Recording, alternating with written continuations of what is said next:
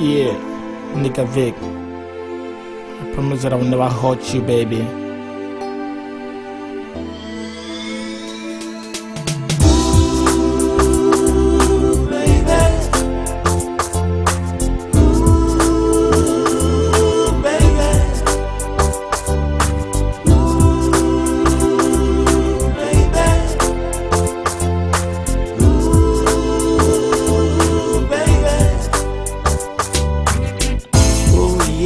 I need you.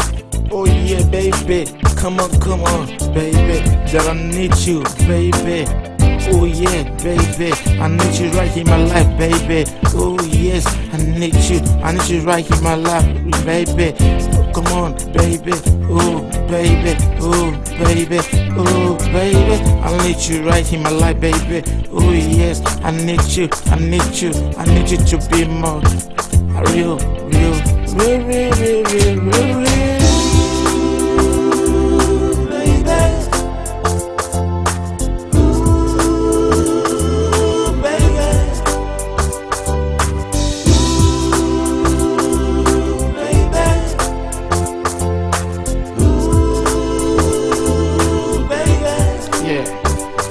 Oh yeah, baby, come on, baby, that I need you, baby.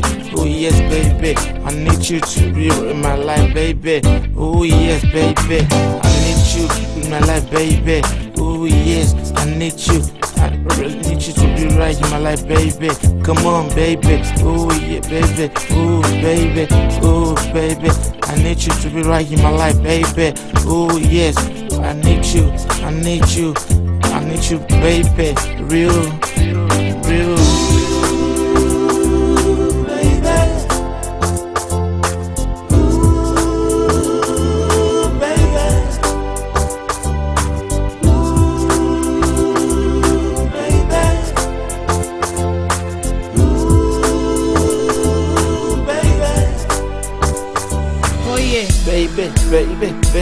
Baby. Oh baby.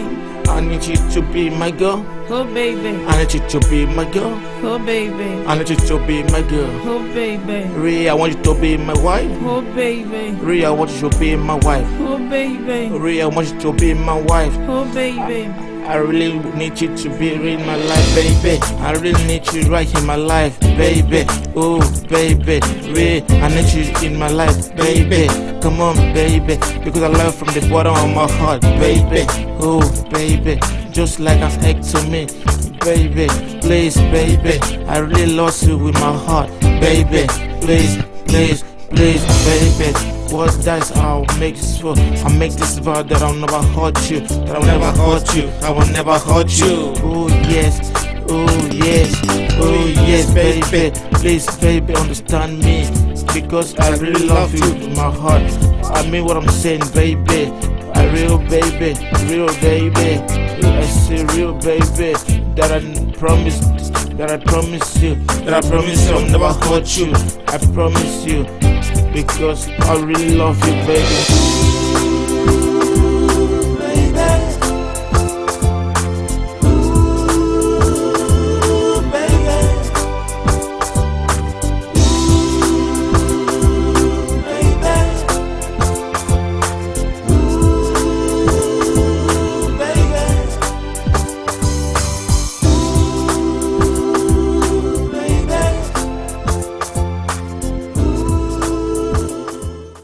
All right, what's going on, family? What is up? What is going down? How's everybody doing? Let me get my Skype going. Hold on. Let me get my Skype going. Got my Soul Train shirt. Retro. Let me tell Peter to turn that damn TV down upstairs. The TV upstairs is loud as hell. So what's going on, family? We're here. It's Sunday night, and it's live on the Tariq Elite Show right here on Ustream. I'm ready to make it do what it do. All right? How is everybody doing tonight? This beautiful Sunday. What's all these people? A lot of people already calling in. Let me get me a little sip here.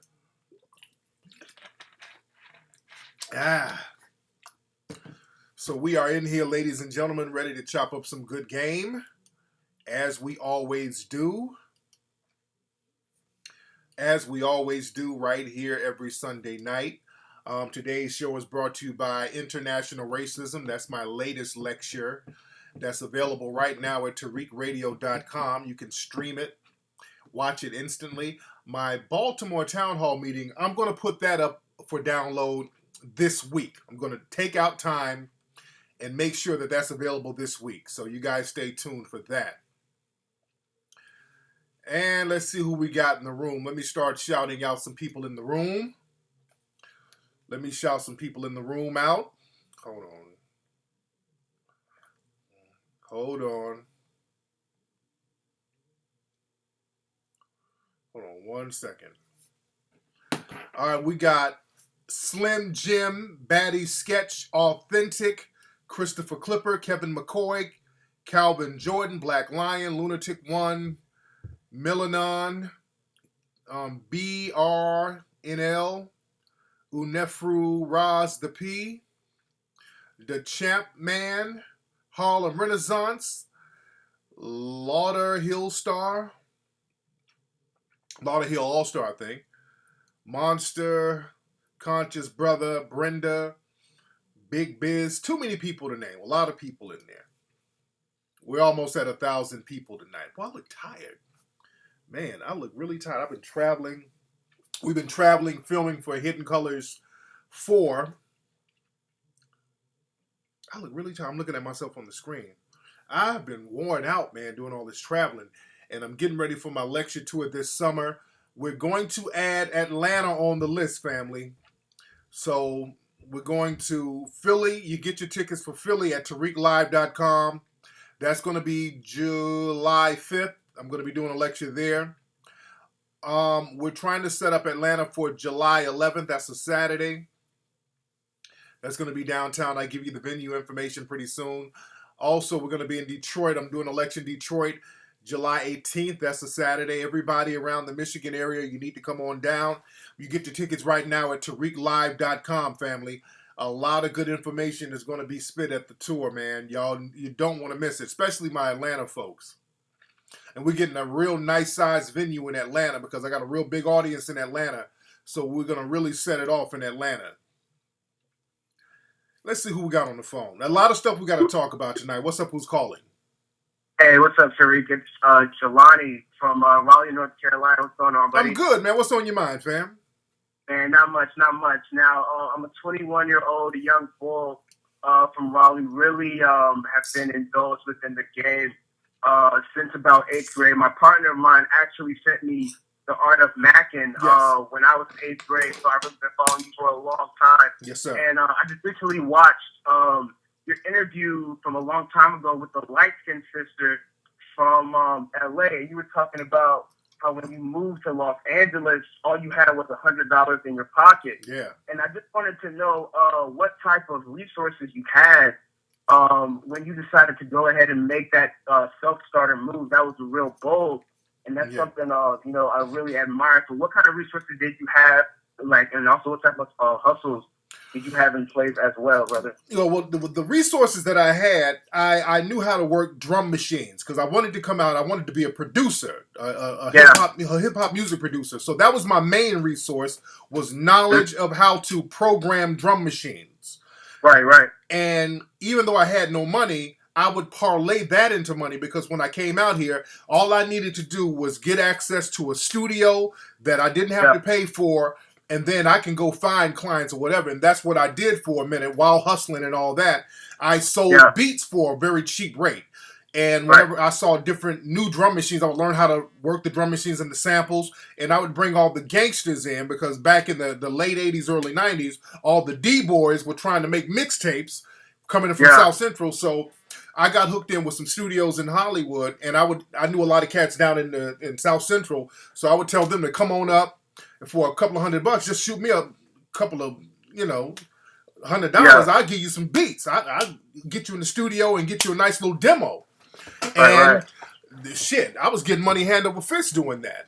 And that's how I kind of maintained myself, and with other things too. But that was one way. That was one resource that I had. I knew how to kind of move and shake around the studio, and that's what you have to do. You have to have some kind of skill to bring with you to utilize that as your resource, something that you can set down and start doing to make paper. So, for example, if you know how to cut hair, you go to a new city, you can always find somewhere to cut somebody's hair. You understand?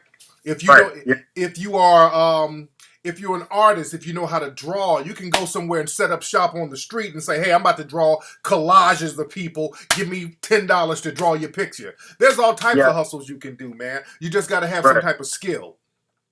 Right. Cool. And also, I know you're on your Illinois coach tour right now. And brother, honestly, Raleigh really needs that ism right now. There are a lot of young cats in Raleigh. You have the HBCUs like Shaw University. Yeah. You got Greensboro, A&T right down the street in Greensboro. And this is like a really profound event for Melanoid and Ebony people as a culture. So I don't know, 2015, 2016, you got to come out to Raleigh, my dude. We need you out here. Hey, man, y'all holler at me, man. Have the schools, have the promoters holler at me. I would love to come out there to Raleigh, man. Raleigh showed me love. I did one of my first lectures out there, the Black Women's Expo years ago. Man, I had a great time out there. Great time out there. But holler at me, man. Y'all, they holler at me, man. I'll be glad to come out there. Thanks for the call, fam. So, all right, later. Peace. And that's the thing, family. A lot of y'all say, hey, man, you need to come to this city, that city.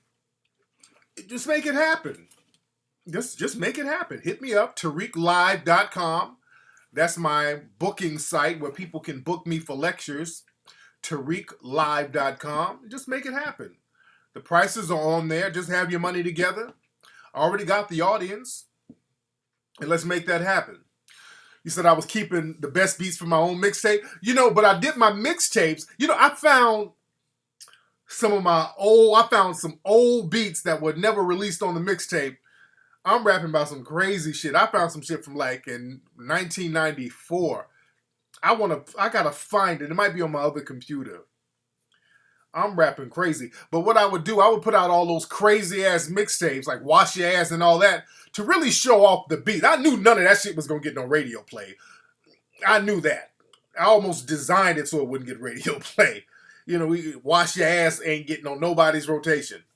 But I put the real raunchy mixtapes out to display and show the kind of beats I was making. So when cats heard the beat, they're like, okay, well, shit, I need to go find out what's up. I need to go in and get it in.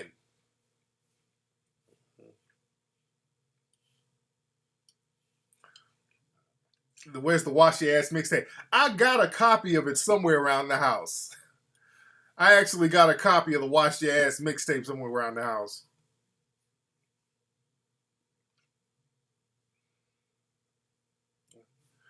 Yes, indeed. Yeah, man, some of the beats were dope. Some of them were cool. Some of them, when I listen to it now, some of it seems dated. What happened, CIA?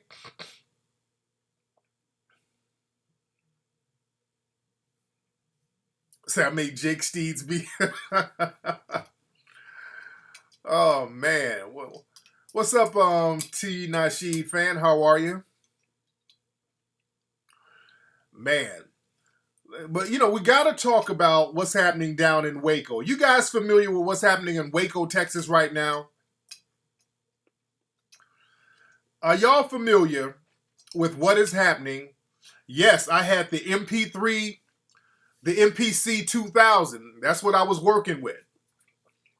I knew how to work that MPC. Even before that, before the MPC came out, you had the 1200, the SP 1200. I knew how to work that SP 1200.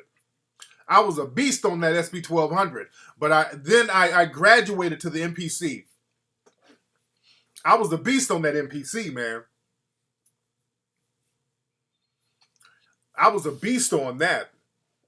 That's why when MC Shy D, the legendary Atlanta rapper, he called to the show, and remember he told the story about how he let me borrow his, because when I moved to Atlanta, that's a perfect example. When I moved to Atlanta in 94, I think I moved down there around 94, 95, something like that.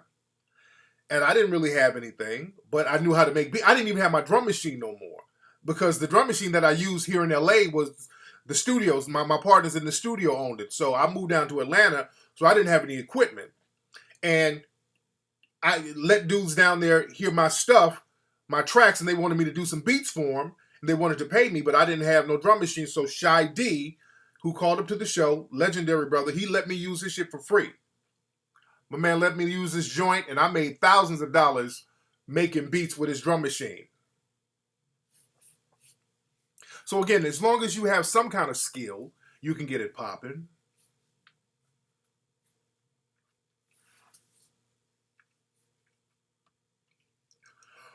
Let's see who we got on the phone. But I want to talk about what's happening down in Waco in a minute. What's up? Who's calling?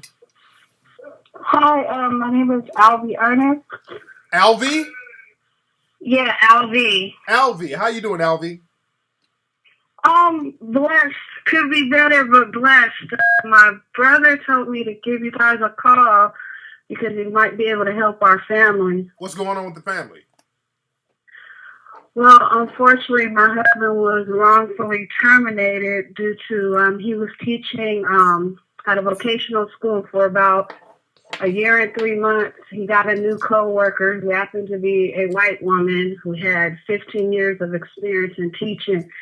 And she kind of just worked her magic to push him out by turning the students against him and making up accusations that made him seem like he's this angry black man. But that's not the case. If anybody knows him as a person, he's an amazing person. And it's just taking a toll on the family because now we're at zero. Okay. This is why I tell people we gotta start getting into a position, black people, where we're going to have to be self-sufficient. All that shit where the white folks, they done fired us, all that shit that's done. They're going to keep doing it because we got to be self-sufficient at this point. So yeah, your husband and other people in the community, and I tell black people this now, we need to start networking with each other and letting people know, hey, we're going to open up a building, and while you work the square job in the daytime or whatever, start having a little side hustle going on the weekend or after you teach your main class. So when the white supremacist starts tripping on you, you got you a goddamn safety net. I don't know why black people are dependent on these white supremacists in 2015. This is going to continue to happen. We need to have side hustles out the ass right now so we don't have that sad sob story when the white supremacists pull that rug from under us. So hit me up with an email. We'll talk more about it, okay? We'll talk more about it and we'll see what's happening. Thank you for the call. Yeah, don't hit me with the sad calls, y'all. That the white folks gonna let me. No. Let's stop that bullshit. I'm not feeling that. I ain't feeling none of that sad pole mouth shit because we need to be more self-sufficient. All that, we don't know what to do. These white supremacists out here are circling their wagons. What you think they gonna do? The slave days are over. Those good old days where Massa just said, you can be part of the family. You're not going to be equal to us, but we got a little section in the house for you, Sambo. Oh, you're going to be our good little nigga forever. Oh, we'll keep you forever. Just like in the movie The Help. Oh, we'll hire you as long as you want to work. If you stay. Those days are over. The white supremacists are circling their wagons. They are looking out for each other. They're throwing black folks under the bus like it's nothing. We need to be networking with each other to find clients, to find people who want to get a group economic game going so we can stop sitting up here whining about white folks and the white supremacists firing us and all that shit. That's going to happen, and there's nobody to run to.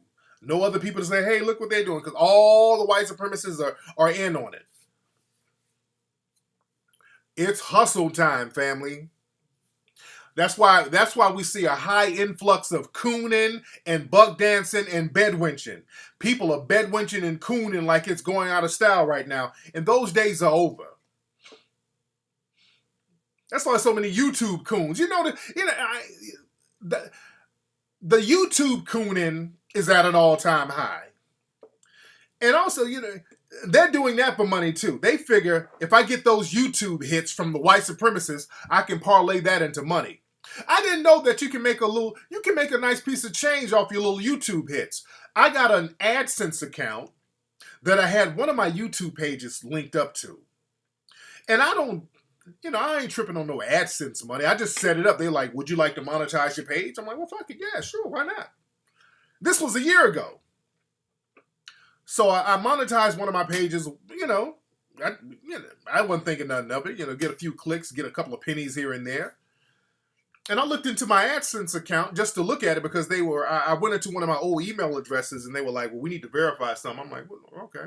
I didn't even know the password of my account. So I went into my AdSense account, had like $6,000 in there that I made. I'm like, how the fuck did I get this? I always find little money here and there that I don't even know about. I go into different accounts and there's $3,000 here, $6,000 there. So it was like $6,000 in my AdSense account from YouTube hits and clicks I wasn't even aware of. So yeah, you might as well.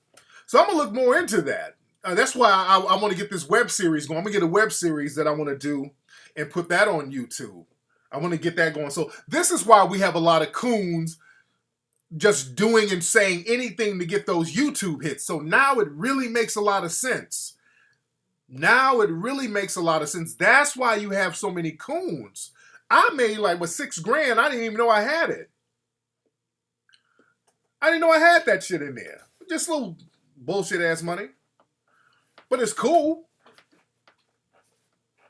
Yeah, I had $6,000 sitting up in my AdSense account. Didn't even know I had it. But now that explains why so many people, that really puts in perspective why so many people are cooning so hard on YouTube. Because if black folks are on YouTube and you get a lot of hits, especially when it goes into the millions, you gotta do some cooning. That's why we got so many YouTube coons. Because that's a black person, some coon, crispy black person sitting up here talking shit about other black people. That's almost guaranteed YouTube hits. That's almost guaranteed YouTube hits. And that's why these coons do it, because they know that the white supremacists are going to hit their pages and get them clicks. Yeah, that dude, Painless dude. Yeah, he's another coon. And that's another reason why a lot of these coons mention my name, because my name gets a lot of hits too. Authentic hits. Yeah, the Maybach page, that's not my page, but what I'm gonna do, I'm gonna start putting more content on my page because that's cool. That's cool. Little $6,000 won't hurt extra.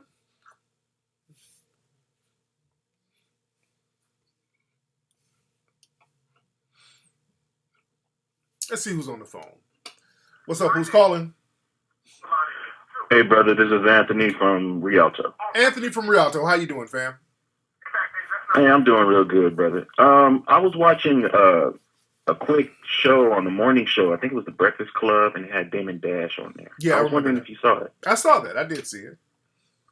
And what is your take on what he had to say? Because it kind of ruffled the feathers of a lot of the guys that were in there. Yeah, it did. But he was saying some real stuff. He was talking about how, it's important to be a boss. It's important to own stuff.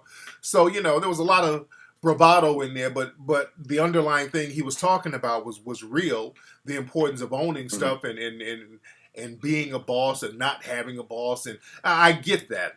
So basically he was talking in his own words about group economics and being self-sufficient, which is, anybody talking that, I can rock with that because it's true. So I feel him on that sense. So why do you think so many of them had such an adverse reaction to what he had to say? That's the way he was doing it. And I remember Boyce Watkins coming in and trying to defend him. Yeah. And I was with Boyce Watkins a few days ago in Chicago, by the way. I think a lot of them got offended just by the tone he had. It was almost a very antagonistic tone, and he was, he was doing the whole Dame Dash thing. He was calling them chatty patties, and it was over the top, but he kind of ruffled them the wrong way because the tone was a little antagonistic, but it made for good radio too. Dame Dash is a showman. He's like P.T. Barnum. Yes, sir. So he's a showman. He knows how to get it cracking, and it was good for them because the ratings was high. So it was good entertainment. You dig? So Do you? Oh, I'm sorry. Go ahead. Do you think that a lot of times that you're like, because it seems to me, I listen to you every time, Flex, and I'm just saying, does it seem that you have like a strength in your voice that kind of pissed the white supremacists off to a certain degree? Because I saw Killer Mike on Bill Maher's show, and I seen him kind of cut it down just a little bit so he wouldn't antagonize or say anything. You know, I didn't hear anything about white supremacists come out of his mouth, or anything like that, but he seemed to be, you know, kind of toned down to a certain degree. It was probably a little more tactful, which is cool. You can always be more tactful with certain things. You can always be more tactful. Because now Killer Mike, he's going to be in Hidden Colors 4. And I interviewed him, and he's going all the way in, man. He is not tactful in Hidden Colors. He's going the fuck in. So I know. So in different places, you got to rock it different ways. You can't, the way he went in on Hidden Colors 4, you can't get on a white person's show and really go in like that and be invited back again. You understand? So you got to be tactful, and he was doing the right thing with being tactful. Now I can be tactful to a certain degree, but I'm a bring that shit right back to white supremacy, and they know it. You dig? They know. Is that why they don't invite you? Yeah, is that why they don't invite you? No, if they know that you're gonna go there. Over here in the States, if they invite me, they want me to talk about something else. They don't let me talk about race on television too much out here. Now overseas, in the international press, they let me talk about it. I talk about it for hours at a time, international press. But over here, I'm like Marshawn Lynch, like, you know why I'm here. And they like, let's not let this motherfucker get to talking. Because I'm going to say some shit that's going to make a lot of sense, and I'm going to say it in a way that's not overtly offensive. You know what I'm saying? Because a lot of times they'll put a black person on TV to talk about race as long as they're like yelling and being the crazy Negro, like, hey, you crackers gotta go. They'll let that person on TV all day because then they can say, oh, look, he's scary. We gotta hurt him. Oh, look at him. He's angry black man. But no, I'm gonna break it down very logically. And, you know, they don't really want that. You dig? So it is what it is. All right, but thanks for the call, fam. Yes, indeed. Yes, indeed. Yeah, that's the thing. They can't put me in the angry black man box. Do we got some cooning in the room right now? Hold on. Let me see who we got in here. Okay. Let me see who's in the room. Because somebody said we got some cooning going on or some shucking and jiving in the room right now. Yes, indeed.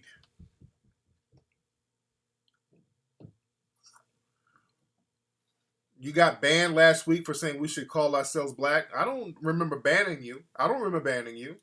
Now for that, you probably did something else. Yeah, Mark Lamont Hill is pretty good. I like Mark Lamont Hill. Say go hard is trolling. Okay. Probably white supremacists. We got a lot of white supremacists in here.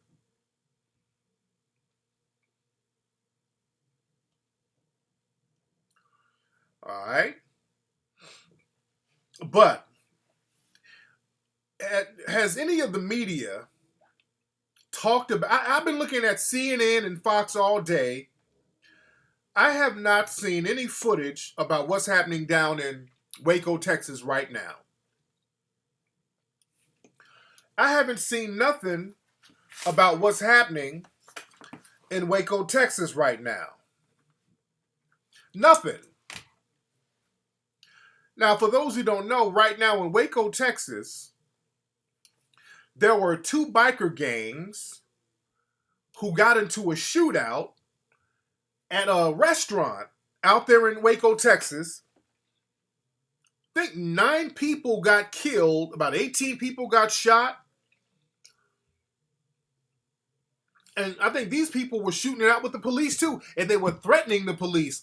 More of the gang members, these are biker gangs, they were coming to reinforce the other biker gang members against the police out there. This is happening right now. They say they got the situation contained, but it's all over social media. But I have not seen one peep about this shit on television. If it was, I missed it. They have not shown it on television. I haven't seen it. If they're shown now on local television, they might have shown it. I've seen some stuff where they were live streaming locally. But where's CNN and Fox with the round-the-clock coverage, the live coverage? These are gang members, biker gangs, who shot at police, shot at each other, and killed people. A lot of y'all don't even know this is happening right now. This is happening right now when there's a media blackout right now. Right now, this is happening down in Texas, in Waco, Texas. You turn on CNN now, they got Anthony Bourdain, the food show.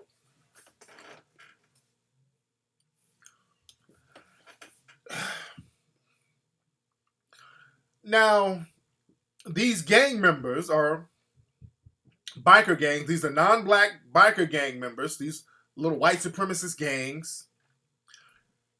Dude, go to Twitter right now. Go to Twitter. A lot of y'all don't even know. As a matter of fact, Google it. Just go to Google. What's up, Ola? Everybody say what's up to Ola. Go to Google. Go to Google and just type in Waco biker gang shootout. There's several stories about it, but on the mainstream television, national press, they ain't even touching this right now. It's on MSNBC now. They must have just put it on because I was looking at MSNBC and all that shit. They weren't showing none of that. They were showing Lock Up Raw or some shit like that.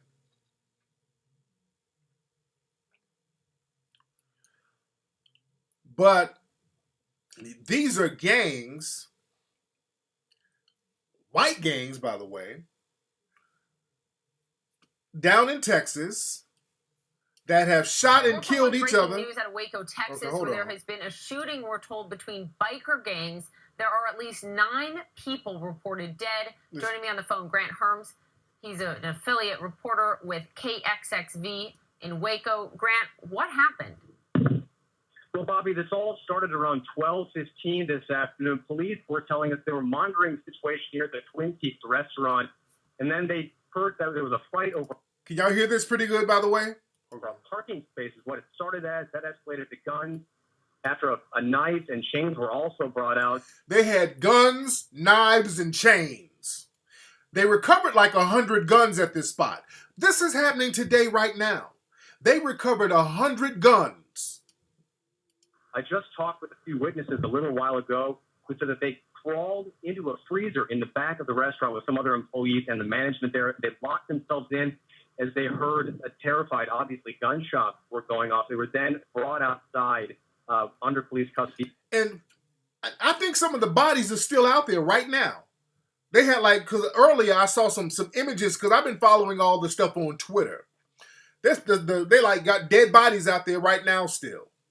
Yeah, after things had quieted down till they could get them out. And you had said that police had been keeping an eye on these groups ahead of this incident? Yeah, that's right. We were told today that both local and state police have been keeping an eye on these 2 or 3 gangs, at least that's what they're telling us. For about a month now, they've been trying... Now, they've been knowing about these gangs. They've been keeping an eye on these gangs. They knew that this biker gang had beef with each other, but they just kind of, focused on the Negroes, other places. And the owners, but those owners wanted this business at their restaurant. So there was a lot of frustration we were hearing from local police today that they said this attack, may have been not as bad if the ownership would have been able to, or more willing really, to work with police here. Okay. So this gang was out here shooting each other. They done killed 9 people. They're shooting at cops. They recovered 100 guns. No major media coverage. But in Baltimore, they burned down a CVS. They turned that whole city of Baltimore into Iraq. They had tanks and military all over Baltimore. They had SWAT, military, National Guard, Army tanks rolling up and down the streets of Baltimore because of some property being damaged. Nobody got killed. Nobody shot anybody out there in Baltimore. There was a curfew. They locked the city down. They treated that city like Iraq. And this shit out here in Waco, they're acting like it's some shit from the Andy Griffith Show. They're treating it like Mayberry. With Baltimore, they blame every black person and their mama because of Baltimore. They blame all black single mothers. They blame all black absentee fathers. They blame black teachers. They blame black preachers. They blame Sharpton. They blame rap. They blame everybody. They were putting out stories about the black gorilla family. They were going to get together and kill the cops. You notice they haven't named the 2 gangs or 3 gangs out there in Waco. They have not once named any of the gangs out there. All we heard in Baltimore was Black Gorilla Family, the Crips and the Bloods. The Black Gorilla Family's gonna get you. Oh, we got ample evidence that the Black Gorilla Family's gonna turn on the cops. They named every black gang that ever existed. The Warriors are going to come and shoot the cops. The Piggly Wiggly gang. The Crunk gang. Just gangs niggas ain't never heard of. These no-name gangs. They name every single gang they can possibly name for Baltimore. They will not name these gangs out here in Waco that done sat up here and killed 9 people.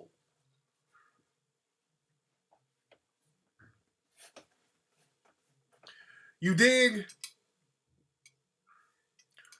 I blame Willie Nelson. I blame Ted Nugent for their rock music being so damn influential. I blame Sons of Anarchy. I blame all of them. Let's see who's on the phone. What's up? Who's calling? Hello? Oh, hi, Tariq. It's Mayette from New York City. Hey, Mayette. How are you, love? I'm good. How are you? I'm good. Mayette, are you the one with the African boyfriend? A husband? A husband, yes. It's me again. Okay. So what's going on? What's going on with your husband? Okay, do I sound clear? You sound crystal clear, dear. Yes, you do. Excellent. Okay. No, I was calling in because I wanted to know your opinion on the petition that's going around with replacing Andrew Jackson's face on a $20 bill. I know it's old news. It happened last week. Right. I tried to call, and I just wanted to know what your opinions on it, because I personally feel like I feel like it's disrespectful, and I feel like they're trying to be funny, because it's like they're trying to make it seem like, because they said she's at the head of the poll, like. Go ahead, sweetie. I can't hear you, sweetie. Sir. I'm sorry. They're asking, how about now? I can hear you now. Go ahead. Okay, they're acting like they would really consider putting a black woman on, a $20 bill or any dollar bill, which we know that's not going to happen. But my thing is, why would they even play like that when they haven't even, given out people reparation that they would even consider, or they consider like they were going to do, like put Harriet Tubman on a $20 bill? Well, I just think that I don't know. I just feel like it's disrespectful, and it's kind of just ridiculous. I think they might do it now. They might put her face on a $20 bill. You think so? They might put Harriet Tubman. I believe all day that they might definitely do that. They have no problems giving props to a black person who's a slave or who used to be a slave, because that's not going to harm the structure of white supremacy. That reinforces it. I think they might just do that. And also, But isn't that disrespectful, though? That's like disrespectful. Disrespectful how? What do you mean by disrespectful? Because, okay, if you would, first they say, forget about slavery, let's not talk about it, it was a thing of the past, but then they are trying to, still make money off of it and still represent like one of our slaves. Like, you haven't even given just our people reparation, but yet you're going to put her on a $20 bill. I think that's just, I don't know. That just seems really that's in the back of the line of a whole list of other disrespectful stuff. If you want to go there, I mean, shit, absolutely. That you got to put that in the the filing cabinet of disrespect. If we want to go there, sweetie, some of the slave-owning corporations are still in existence, like a lot of the banks that used to insure slave labor. They're still in existence. I mean, so we want to go there, you dig? But symbolically, I think that will pacify a lot of black folks by having her on the. I've been debating with them, so yeah, a lot of people are pacifying. So like, oh, this is great. This is going. This is like feels like it's progress, but I just don't agree with that. I don't think it's not progress. No, it's not progress. It's not progress at all. But I think they might do it. I don't really feel away one way or another. My thing is, if they wanted to put a black person on money, especially on a dollar, on any kind of currency, the black woman, especially if they wanted to use a black woman, because that's really less threatening for them to use a black woman. I would suggest that they use Ida B. Wells. That's the kind of person that you put on the money. Ida B. Wells was a rider. Ida B. Wells, she went at white supremacy's neck.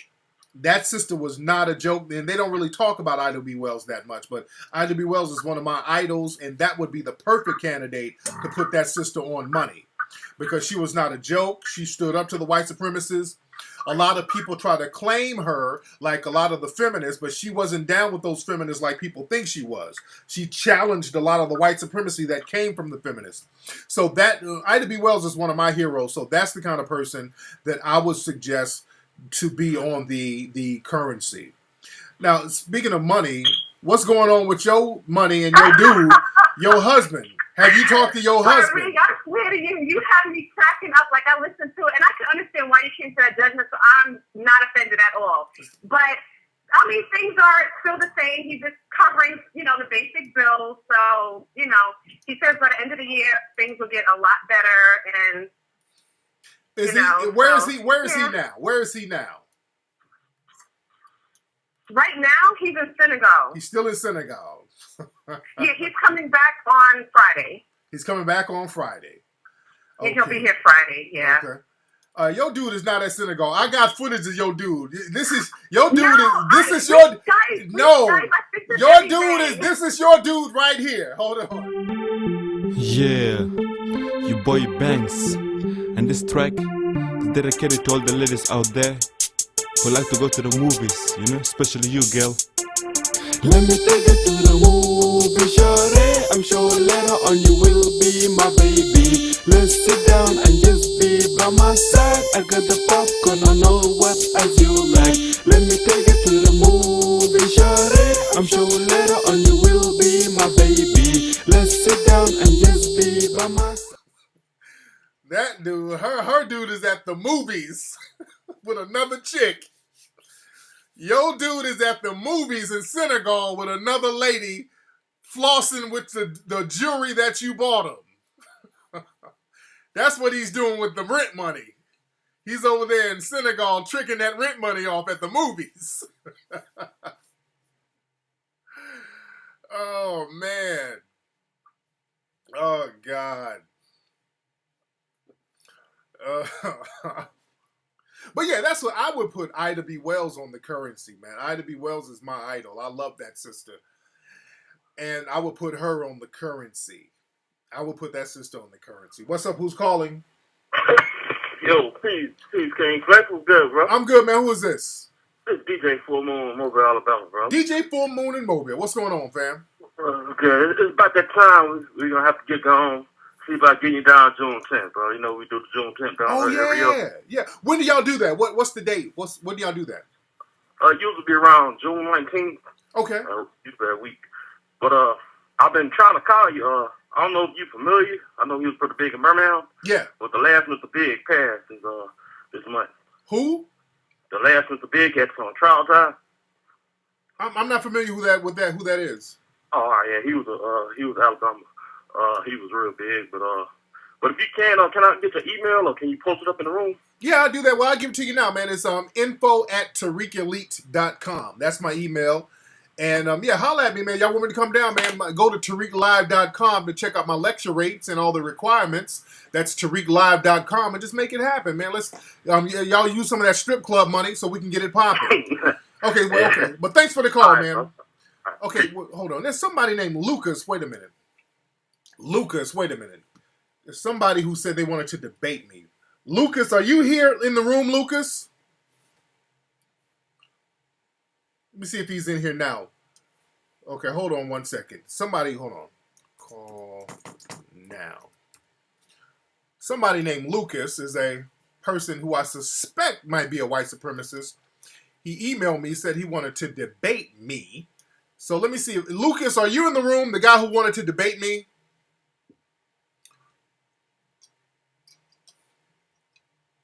Oh, yeah. Shout out to BB King. BB King, he transitioned. Our brother BB King transitioned. So, Lucas, are you in here, Lucas?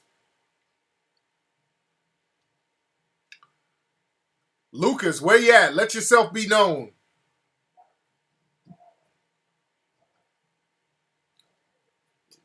You say, all right, well, hold on. Let me do this. Lucas, I'm going to send you an email, Lucas.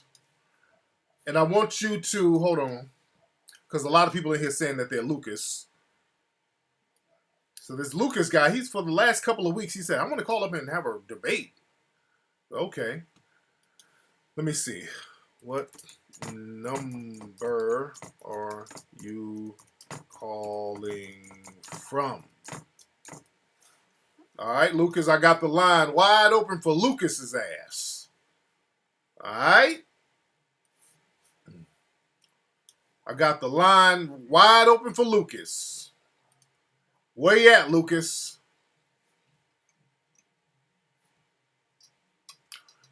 I'm waiting on you, Lucas. So you can't say I didn't clear the line, because every week he said, hey, man, I wanted to call and the line was tied up. So don't nobody call right now except Lucas. I'm waiting on Lucas to call up. Don't nobody call but Lucas. All right, y'all wait. We want Lucas to call up. Everybody chill out for a few minutes. Oh, well, let's see if Lucas calls up. Hold on one second. Let me see if this is Lucas. Hello? Yeah, this is Lucas King. This Lucas? This is Lucas. There you go. So you finally got through, Lucas. Yes, I'm excited. I'm so excited. Thank you for taking my call. Is this Tariq? Yes, it's Tariq. Yes, it is. Oh, wow. What a blessing. Thank Yes, you for taking my call. I appreciate it. Yes, so you've been saying for the last few weeks you wanted to debate me about something. Now, what is it exactly? Because your emails are kind of incoherent. Now, what is it that you wanted to debate me about? What did you disagree with? What exactly is it? Well, first of all, again, all the props in the world. I've been a fan since 2004. But having said that, we actually kind of our tastes started evolving around the same time. That's when I started getting into politics, and so did you. Right. And at least from what I saw. But anyways, my point is that I have a problem. I really am interested in black issues and bringing black people up and making them more prosperous and having a more equal life in America. And I follow a lot of different viewpoints. And one thing that kind of frustrates me about what Tommy Sotomayor, I don't like saying it, but he called it pro-black. This is one example. And but that just sounds weird, because why wouldn't you be pro-black? But anyway. Right. And I'll get on that in a minute, because the fact that you would even reference him, that says a lot about you. To even reference that dude, to even reference him in any serious discourse, that really says a lot about what you think about black people. No. The reason I say that is because I was trying to find a word, because before I used to say black nationalist, but if you say white nationalist, that assumes racism. So I didn't want to say black nationalist. But let's back up a minute. But why? I'm trying to understand why you would even entertain somebody like Crispy in a serious discourse. I'm trying to really understand that, knowing that the person's ideology is extremely anti-black and just not serious, and the fact that you would even look and listen to him in any serious manner, that right there speaks volumes about your real ideology. Because any white person, low-key white supremacists will hide behind black people regurgitating their white supremacist views. So that right there let me know everything I needed to know about you right there. But go ahead. Okay, that's really not fair because, for example, I'm not a Christian, even though I love Jesus Christ, and I still am very interested in Islam. I'm interested in Christianity, even though I don't prescribe to it at all. As a matter of fact, I think okay, like let's go. We're gonna have to all get to the messages. man. We got to get to the point now because right now you've lost a lot of credibility already. So now you got to you got to really get to the point now because now it sounds like the fact that you mentioned somebody who's a complete non-factor sounds like you're trolling at this point.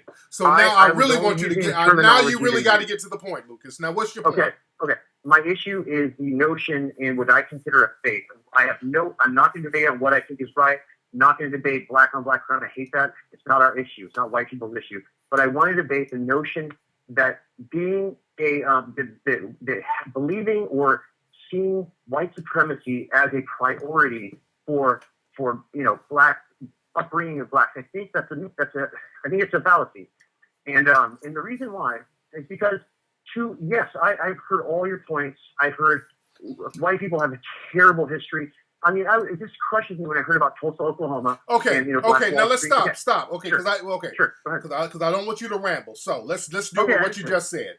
So you say that black people should not. You don't think that black people should focus on white supremacy that much, or that believing in it's prioritizing it is necessary to be considered a strong black leader. And I got that from the Jesse Lee Peterson interview that you had. That's because you were so frustrated at that one point. And that's also the problem I have with Dr. Umar Johnson as well, because I love everything he says. Okay, but let's stay focused. Okay, I don't want you to get all over the place. Let's bring it back. Let's just deal with what you're talking about.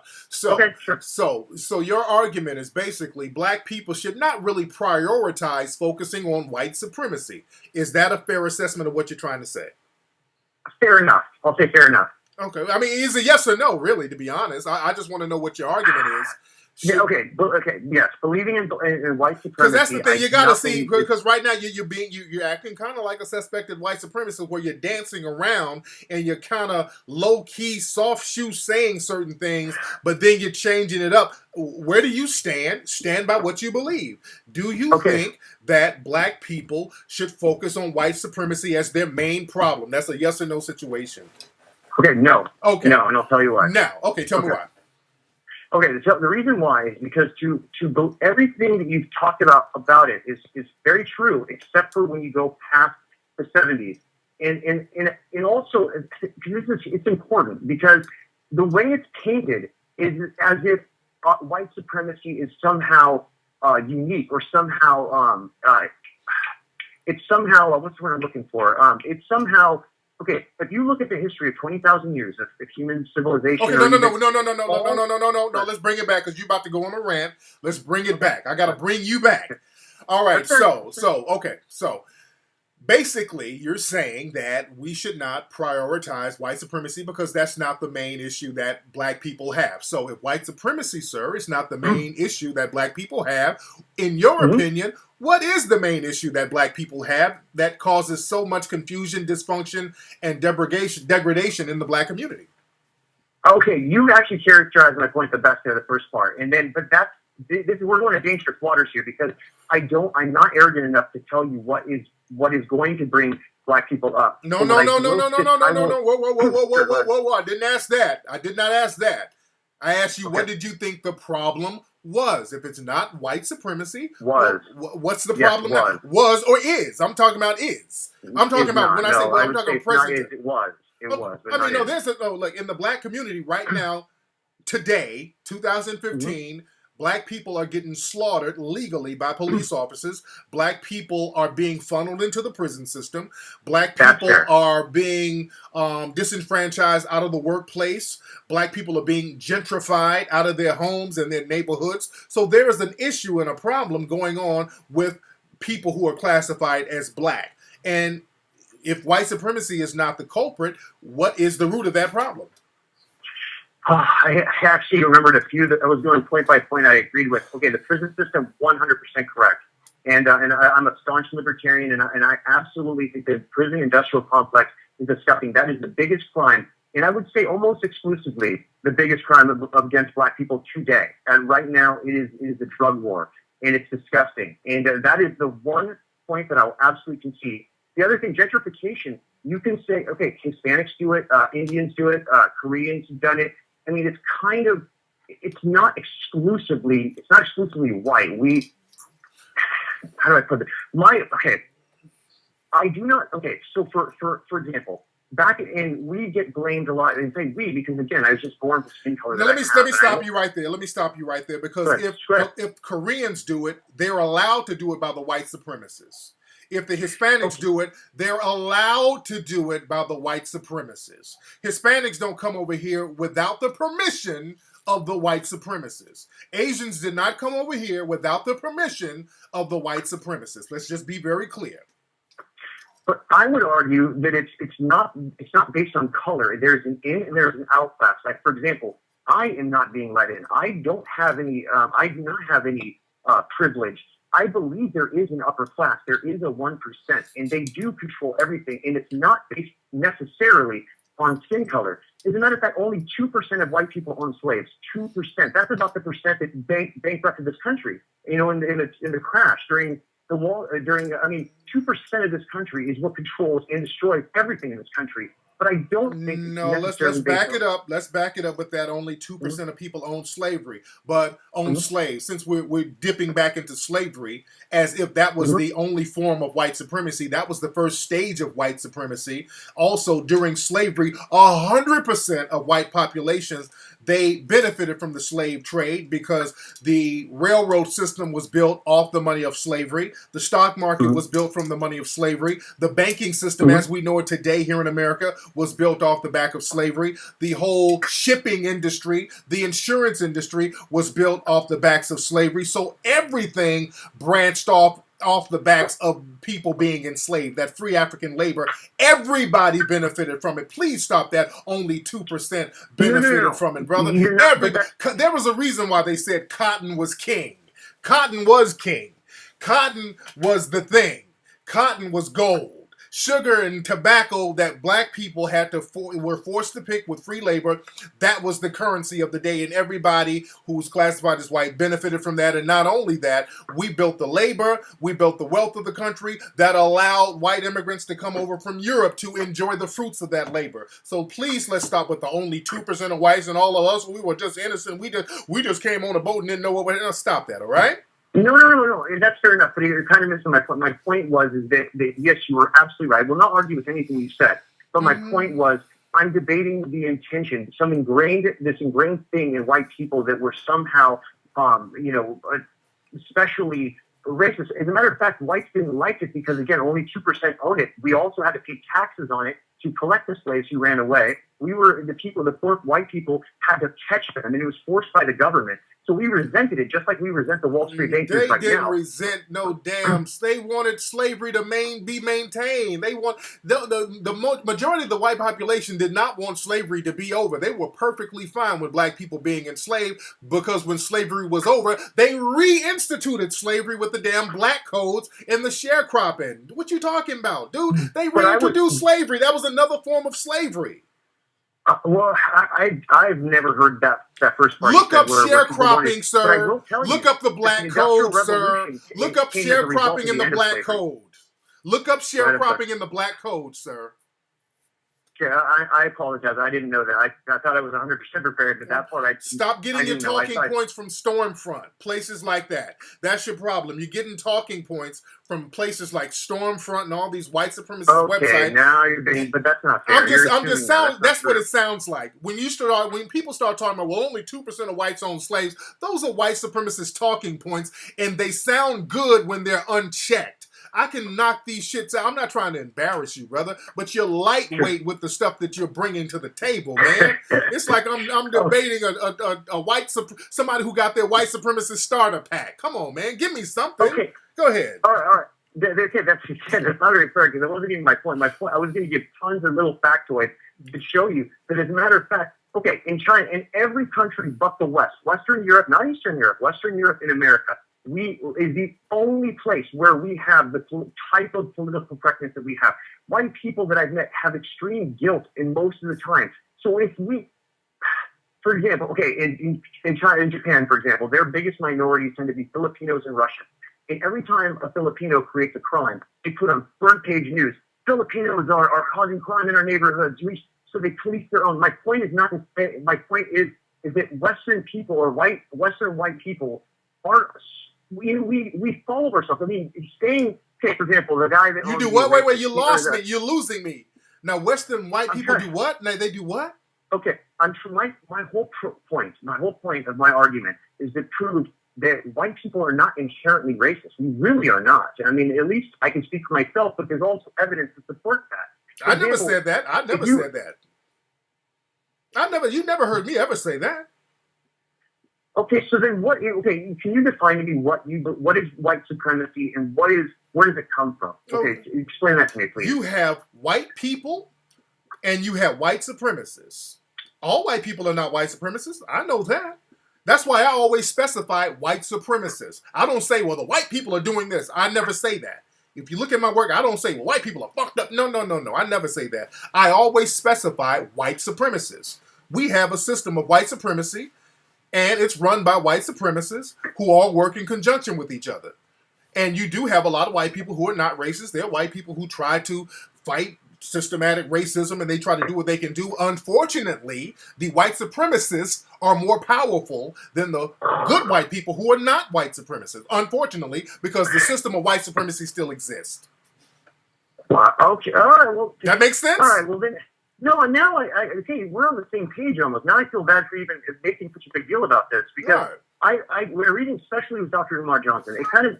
It made it seem like to me that Dr. Umar Johnson kind of made it seem like that white people are inherently just more vicious than other races, and that it's some type of conspiracy, and it's pretty much the most of them, and even the ones that try to help, which I agree. I believe white liberals tend to be soft racists because they infantile black people. But anyways, and then I heard a lot. So I guess there was a big confusion because that was my argument. My argument was that white people are not inherently more racist than any other group of people. Where there's not something like even. But the thing is, there's a lot of people out here who are white supremacists, and just because a person is not a white extremist don't mean that they're white supremacists. See, that's the problem. We don't know who the white supremacists are, and the white supremacists can be your grandma, nice sweet old lady who bakes cookies and Rice Krispie treats every day, but when she goes to be a juror on a courtroom case, she sees a black person, she's bringing her white supremacist views there, sends that person to jail. Could be the sweetest person that you want to meet, but she has these views about black folks.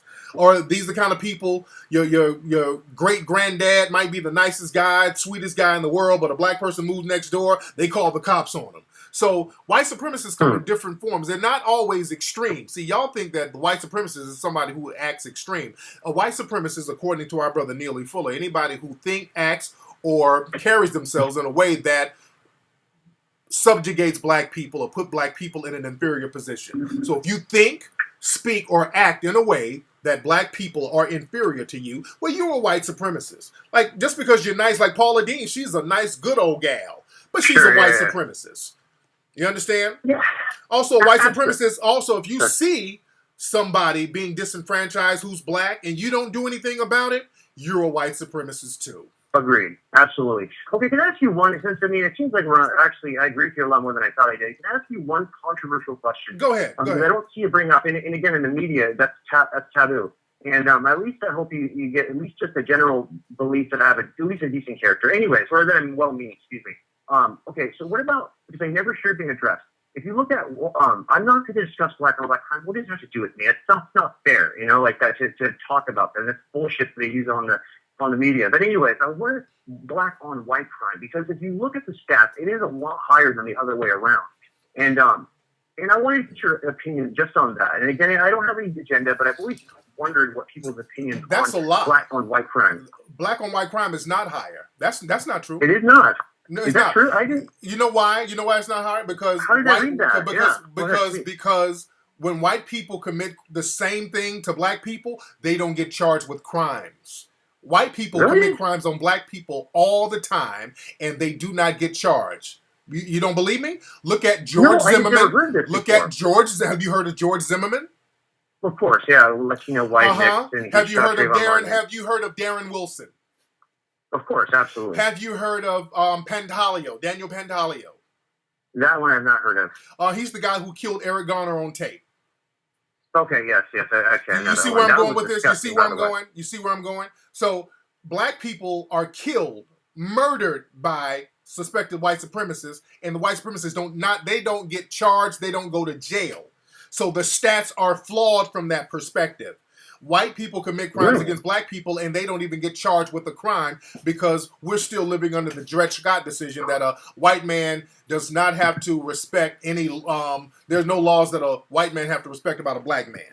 So black women would get raped in this country by white males all the time. Even to this day, black women still get raped, but it's not reported as a crime because you can't rape a black woman if you're a white person. You understand? That same rule applies. The same rule applies. Whenever a black woman accuses a white person of rape, they always go into the black woman's history. They do that to this very day. You understand? So, do you have any evidence? I mean, again, I've never heard this. This is foreign. I'm kind of surprised, and I don't believe you're the type of person who just speaks out of the air. So, I mean, where have you heard this before? Because again, this is foreign. Okay, let's break it down again. George Zimmerman, who's classified as white, all that Hispanic stuff. He's a white Hispanic. He's classified as white. Sure. He killed Trayvon Martin in cold blood. Yes or no? Darren Wilson and Trayvon, the only man. If you don't answer that question, I'm talking about George Zimmerman. Did George Zimmerman kill Trayvon Martin in cold blood? I don't know, because if I had a okay, let's use common sense. Okay, let's use common sense. George Zimmerman, a few days ago, got into another altercation where he was waving a gun at somebody. This dude has gotten into 5 altercations ever since he killed Trayvon Martin, about a bunch of violent altercations, and he gets slaps on the wrist. So he has a violent streak. This man constantly gets into violent situations with people that he's provoking. True or not true? Okay, given that fact, yes. Actually, that because of those recent cases, that this guy with a history of violence, you think that when he encountered Trayvon Martin, that this person who we now know has a history and a mindset of violence, you think that it was just a coincidence that he ran into Trayvon Martin and killed him. That's just a coincidence, and Trayvon Martin, some innocent kid walking home, was somehow in the wrong. You're a respectable person. I'll take your word for that. And yes, given that fact, you're absolutely right. That brings a whole lot of light into that incident. Darren Wilson, though, that one I have a lot of issues with. But everything since Darren Wilson. Okay, so let's go into Darren Wilson. So do you think that Darren Wilson got beat up within inches of his life to he had to shoot Mike Brown 8 times? That is the only one I think we're going to have a disagreement. From what I've read, everything past that, you're right, there was a murder. All the incidents since that, like in It's an open and shut question, brother. Do you think that Darren Wilson was beaten in his face, like he said he was, to the point where he almost died, where he had to shoot Mike Brown 8 times with his hands up?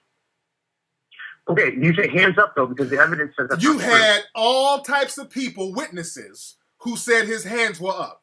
None of the witnesses knew each other. As well, there was some black witnesses that said that wasn't true. No, all of those people said his hands were up. The only people who said his hands weren't up was some cockamamie story who said they saw it was a white supremacist juror on the grand jury who was discredited later on. That's the only person who said that his hands wasn't up and he ran towards Darren Wilson. One person said that it was a white supremacist who was discredited because they saw her Facebook page had a bunch of white supremacist rhetoric. Okay, because I respect you, I'll take your word for that, and I'll assume that you're getting. If that's true, then okay. Again, I'm wrong because that's not what I've read. I mean, I read totally different. I know you did. The Fox News. You listen to Fox News. The white supremacist press. They said a lot of things, but I really looked into the case. I understand, but I just kind of deal with facts all over. You dig? Sure, yeah. Well, because I have a concealed carry, and if somebody attacks me, I'm too old to fight. I'm 31. I don't fight anymore. If you attack me as an adult, if you attack me, I'm going to shoot you. I'm sorry. I don't care what because I will kill. I've actually warned somebody once that I'm too old to fight, man. If you attack me, I have a weapon. I can protect myself, and that's just me. I mean, more black people should think the same way when we're being attacked by white supremacists. Correct? Absolutely. I agree with you. Now we're on the same page right there. There you go. Cool. Yeah, absolutely. I think black people should have concealed carry permits. I think that all non-criminal men should be able to protect them. The police aren't going to protect them. They're there to serve the government and to enforce laws. They're not to protect and serve. There you go. All right. Absolutely. All right. Anything else, Lucas? Because you're all over the place. Anything else, brother? No, I'm actually kind of happy now. Like, okay, there's a misunderstanding, and actually, I don't think we disagree very much. So I appreciate you taking your time to talk to me. Thank you. All right, now are you going to go out there and fight white supremacy, Lucas? Because if you absolutely, I fight for what's right. Bottom line, that's what makes life worth meaningful. But if you're going to fight for what's right is justice replacing the system of white supremacy. Because you can't say you're going to fight for what's right and you don't acknowledge that a system of white supremacy does not exist. The way you defined it in this talk, yes, I will absolutely agree with you, and it has been clear, and absolutely okay. Because again, I mean, I know what last thing I'll say is if you look at like even though I love Louis Farrakhan, I love the things he says about science, about the government, but again, he actually does believe that we're just some inherently by some divine Yakub and everything. I mean, that's just ridiculous, and it speaks ignorance when I'm a white person and I know how I think, so it's just ignorant, but at the same time, the way you explain it, I have no qualms about it. As a matter of fact, like I said in the first email, that I will fight all day. You proved me wrong, and you kind of did, and so therefore I give you my word, and yes. I will fight white supremacy. Yes, indeed. Now did you hit me up when I was talking to you on the email? Didn't you say you had were you dating like an Asian woman or something like that? What was your deal? Yep, I have two kids that are they're Asian. I have one that's half Somali. And I half Somali? Whoa! You got a half Somalian kid? Yep, that's right. Muslim too. It's funny. Okay, so how'd you get a half Somalian kid? Where's your Somali? Where's the Somali mom? I love chocolate, man. What do you call it?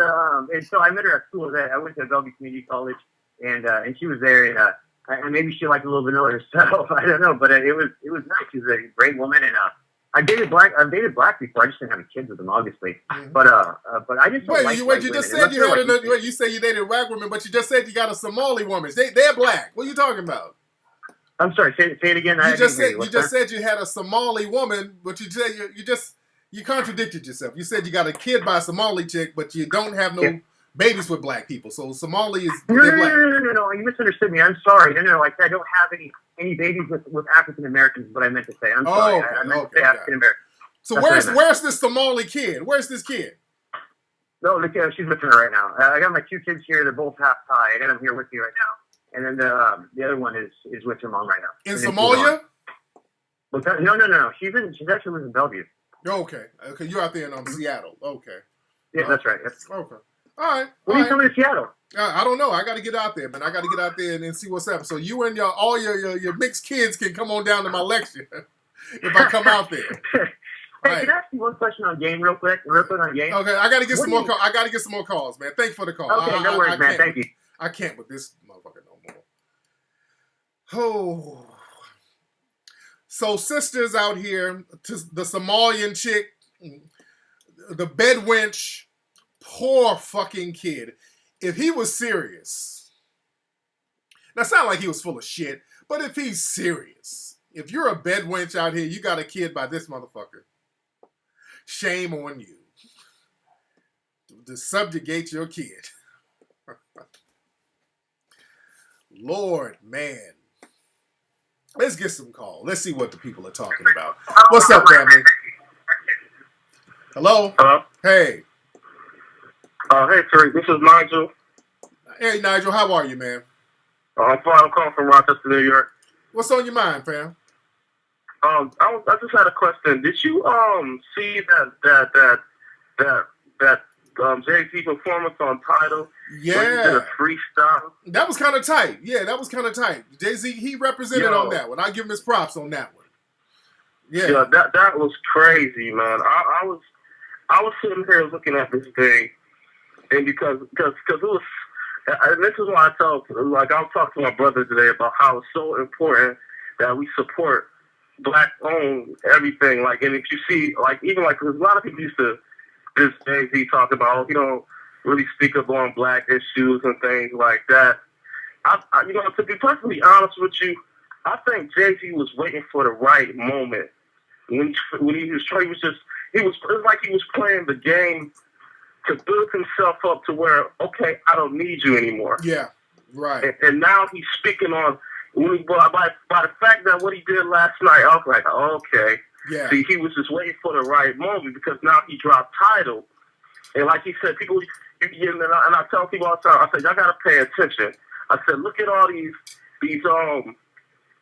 magazines and these so-called hip-hop magazines and stuff. They're really controlled by white folks. They all dissing Jay-Z entitled, oh, it's gonna fail, this, that, and the third. Yeah. Jay-Z said Rome wasn't built in a day.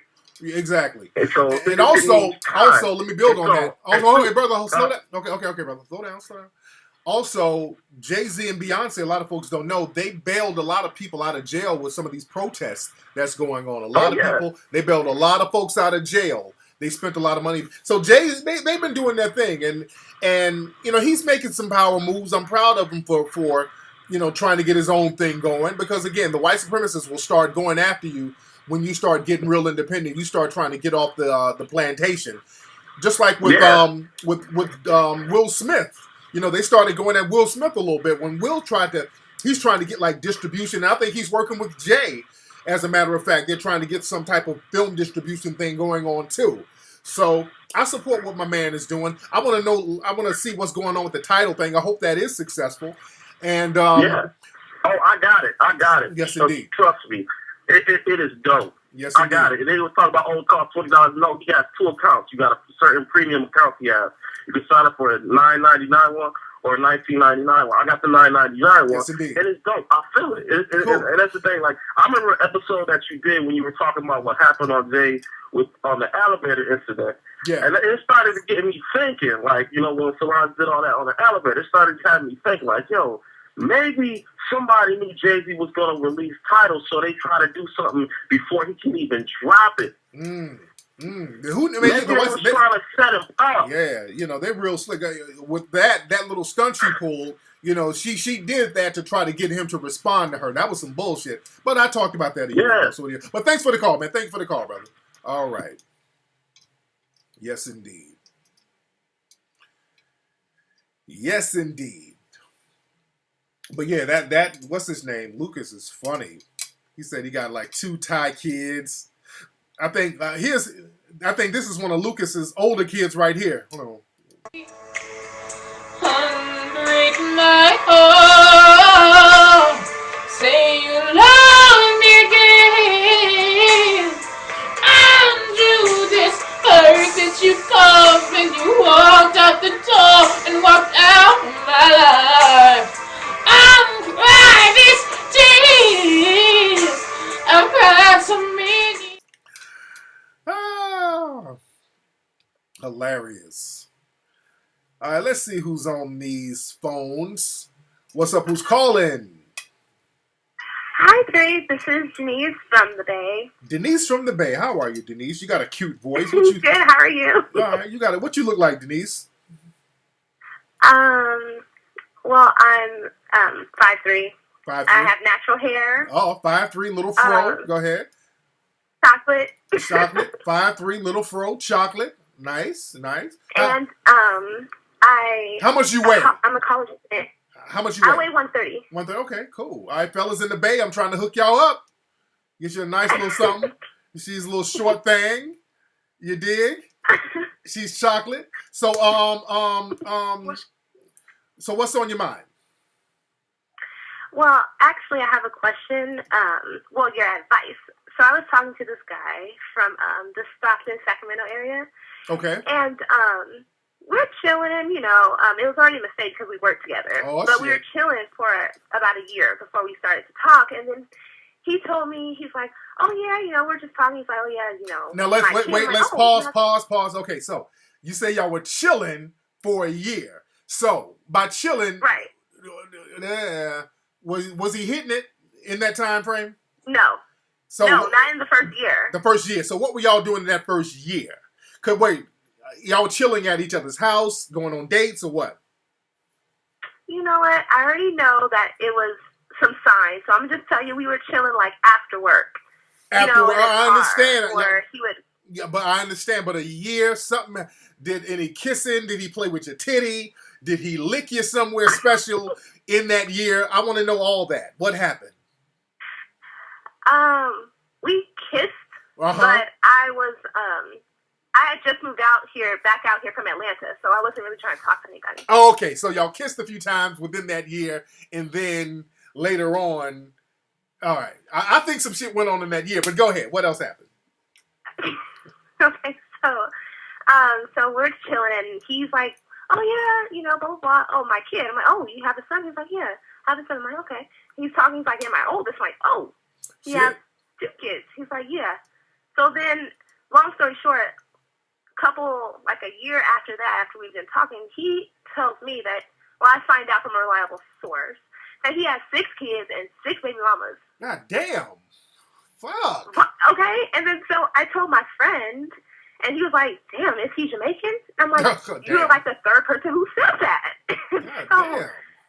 I mean, I don't know. My dad, he always tells me, he's like, be sure you're careful with these dudes, because a lot of these dudes got stuff and they don't be telling people. And so for me, I'm quick to drop people. So as soon as I found out that he was lying, I dropped him. Yeah. And, that's just, growing up, my dad always told me, you know what, you should want to be with a guy, you don't need to be with a guy. So I'm pretty, I'm good on a dude with 6 kids by 6 different chicks, that shows a level. And he's what kind of job, y'all? He's still working at the job with you? No. But and come to find out, he keeps getting fired from his job because he got a drinking problem. And I'm just like, okay, but he's still trying to talk to me, and I'm like, okay, dude, I can't mess with you. He said, okay, so I fronted on a couple things, but it's not life changing. And I'm just thinking, like, he's not serious.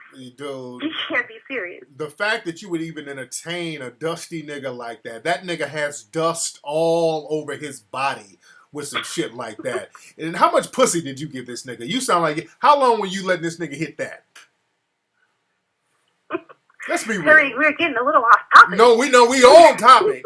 No. We getting on topic because you were letting him hit that little chocolate thing, and now you found out how dusty he is, and now you don't want to let go. You're trying to overlook the dust. Don't overlook that cloud of dust. I'm not overlooking it.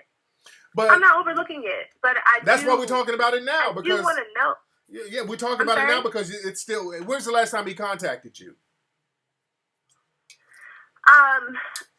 2 Mondays ago. 2 Mondays ago. On Instagram. That's why we're talking about. Like I said, that a motherfucker that dusty.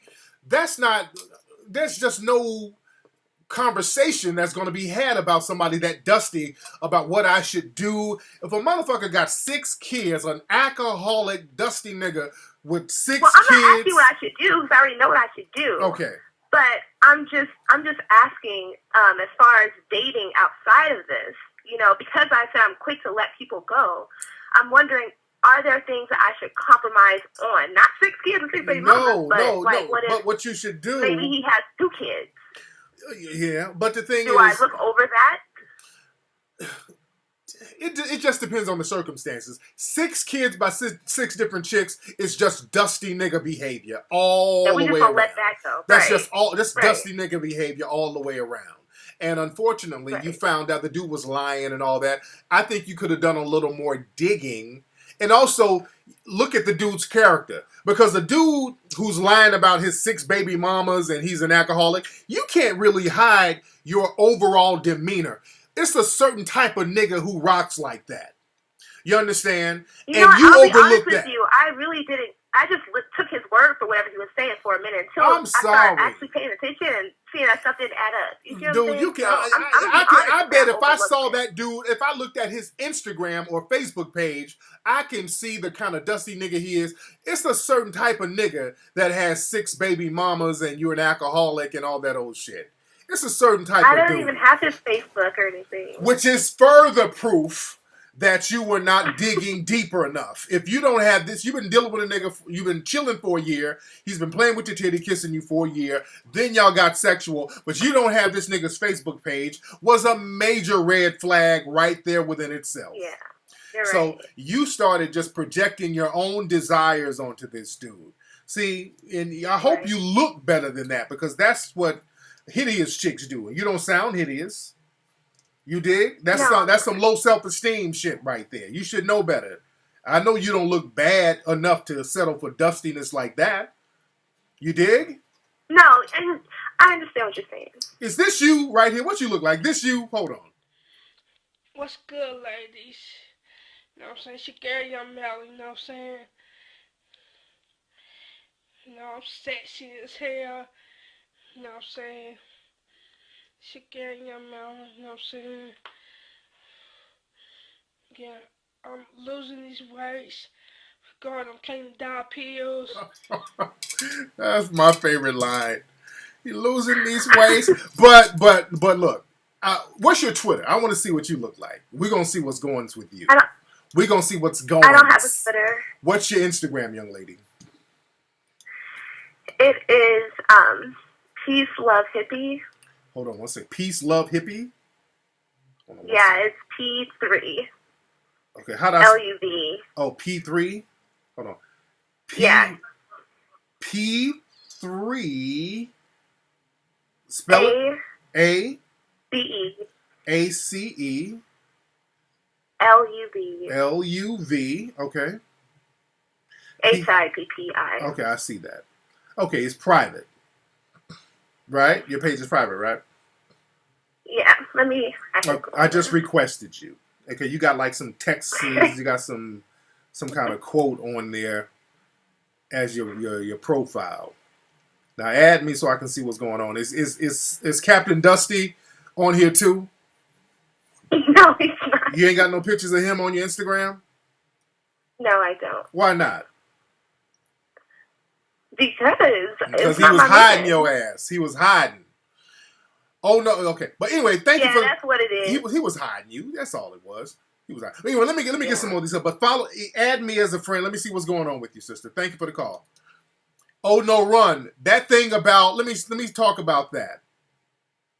Oh no, run just posted a link about there was an article that came out talking about Nigerian restaurant closed down because it served human meat. That story is a damn hoax, and so-called reputable news sources are reporting that hoax-ass story. That there was a story that came out, it was on Yahoo Mail about a Nigerian restaurant that got shut down for serving human meat. That same story came out a year ago with other mainstream Western newspapers. And also the same story came out again a year before that. So every year since around 2012, they keep running this fake story about how a Nigerian restaurant is shut down for serving human meat. Notice they don't cite the actual restaurant. They don't cite the people who got arrested.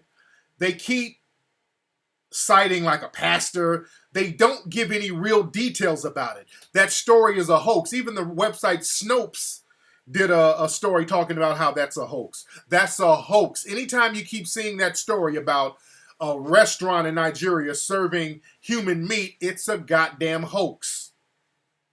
It's a hoax. It's a fake story, and that just goes to show how reputable some of these so-called mainstream newspapers are. They're reporting a hoax, a known hoax. Because who's going to verify a story coming out of Nigeria? Who's going to really verify it? That's propaganda. That's propaganda to get people to keep a bad taste of West Africa in their mouths. That plays on the whole cannibal African lie that's been propagated for the last 500 years. Africans are not no goddamn cannibals. Africans are not cannibals. We talked about that in Hidden Colors 2, about the whole cannibal lie of Africans being cannibals when all the damn cannibalism was well documented out of Europe. All the damn eating of humans, they were eating people in Europe like it was going out of style. Well documented.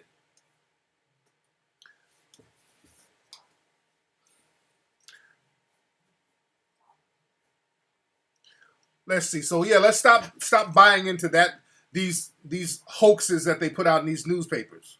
What's up? Who's calling? Yo, this is Matt from Rockland, New York. Hey man, what's going on with you, pimpin'? This has been on my mind for a while now. Like, you know, Jason Black, he talks about it a lot. Yeah. The Black, the Archie, like the 80s and 90s generation, like the younger generation. Just one question: Do you like believe that we have what it takes to I guess do better what the older generation couldn't do? If I'm making sense. Do you think that we can do better than the older generation? That's what I'm trying to understand your question. Yes. If the younger generation, like us, the younger generation, can do better than the older generation, the civil rights generation. Can the younger generation do better? Yeah, the younger generation. We don't have a choice because the older generation, they've thrown the towel in on us. You know what I'm saying? They pretty much just thrown it in on us. Yeah. So it's really up to the younger people. That's why my focus has always been on the younger crowd. And that's why I enjoy your stuff. Yes, indeed. Yeah, man, my focus has always been on the younger people, man. That's why my movies and just my books are directed towards that young crowd because they're the ones who are going to really carry the torch. These old the resistance I get are from old coons usually. Those are the people that resist my stuff. Old, burnt out, raggedy, mush mouth fucking coons. I want to say that, and us younger people, I think we have I guess I don't want to sound corny or anything, but we have a fire in us that makes us rebel, resist. Yeah, I feel you. You're rebelling against the coonery because these older people, they didn't give you the tools you needed to deal with white supremacy. Yes, sir. And I'm letting you know that white supremacy is real and you're going to have to deal with it sooner or later. And these children are very resentful when they have to deal with the white supremacists because nobody's telling them what the deal is. So we're out here telling them shit like pray and march and all of this shit that's not going to get tangible results. Nobody's talking about empowering yourself to these people out here. So that's my message. And that's what I'm trying to drive into the minds of everybody, man. And not to disrespect the older generation, but they... especially the baby boomers, they didn't you know how white people and even Asians they'll make sure the next generation inherits money and stuff. Yeah. Black people, the older generation, they don't do that. That's true. I go to college and all the white kids they're driving Dodge Challengers, Mercedes Benz, all that because they inherited absolutely. The people of other nationalities, they make sure that their children are going to have a starting safety net to get in the game with, at least. We're going to give them something. We're going to make sure we leave something so when they come of age, they're going to have a car to get back and forth to work. They're going to have, hopefully, a house or somewhere to stay, to lay their head, to get their mind together, to get themselves together. They're going to have something to come out the gate with. The black community, we don't do none of that shit. We don't give anything, or the older crowd, they don't leave anything for the young people to get in the game with. So these kids out here don't have shit, and you're sitting ducks for the white supremacists. You're straight up sitting. And I can vouch because my family members, they didn't leave all of them. I don't mean to disrespect my family, but the men of my family, they weren't builders. No. Especially the baby boomer generation. They didn't leave nothing behind. Right. All they did was gamble, become alcoholics. Yeah. Convicts. The men that are my age, 21 and lower, we're the last. And my thing is this, brother. I don't even knock the alcoholics, the convicts, the hustlers. I don't even knock them because you have that in every group. But even in every group, alcoholics, hustlers, con men still left some for their damn kids. You understand? The show Breaking Bad, that's a great example. The character Walter White, He was out there slinging this meth, stacking his money up to give to his family. At the end of the day, he kept stacking that money up to give to his family. He knew he was going to die, so he was stacking money up to ultimately give to his family. You dig? Yeah. And a lot of hustlers from other races, they do that. You got mafia members who stack their money up to pass it down to their families. See, I think the Gambino family, they definitely passed down money to their You pass down that shit, all your ill-gotten gains. Hell, even the Kennedys, they passed their stuff down. They were bootleggers. The family were bootleggers, so they passed down their wealth to their families.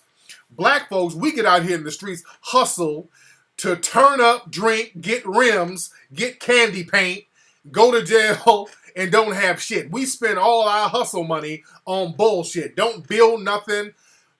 We trick it off, drink it off, smoke it off, floss it off, and don't have nothing to show for it. It's that whole thing. I just want to have one good time before I die. That shit. I want to spend all my money having fun before I die.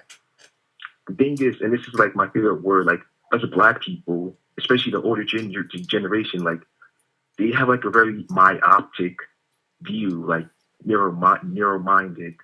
They don't try to think about the future or anything. Yeah, because it's that plantation mentality, man. We got to get that plantation. That plantation mentality is like, look, I'm on here. I'm never getting off the plantation. You have to look at slavery. People in the field, their mentality was, I'm never getting off this fucking plantation. So any nigger trinket I get, I'm going to value that nigger trinket. I'm not going nowhere. I'm going to die here on this plantation. So a butter biscuit would be great. If I could just turn up on, I can't wait to Sunday and Saturday night. I get the party. We get off on Saturday. We get off on Sunday. So we're going to have a great time. We worry about the weekend and turning up on the weekend, having sex and partying and drinking, having fun. And then we get back to the plantation.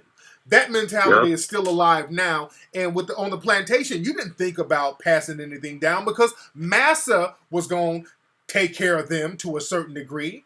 So black folks still have that mentality, man. But it is what it is. Thanks for the call, fam. Yeah. Yes, indeed. That plantation mentality is there. That plantation mentality was there. I was on the radio station down in Atlanta. Shout out to my man B High. Real good brother, man. B High over at Hot 107. The interview is up on YouTube, by the way. We're chopping up some real good game. My man B High asked me, he said, Tariq, you talk about a lot about economics and black economics and group economics. Where are black people going to get the money for this? I said, in their pockets. I said, brother, we're in Atlanta.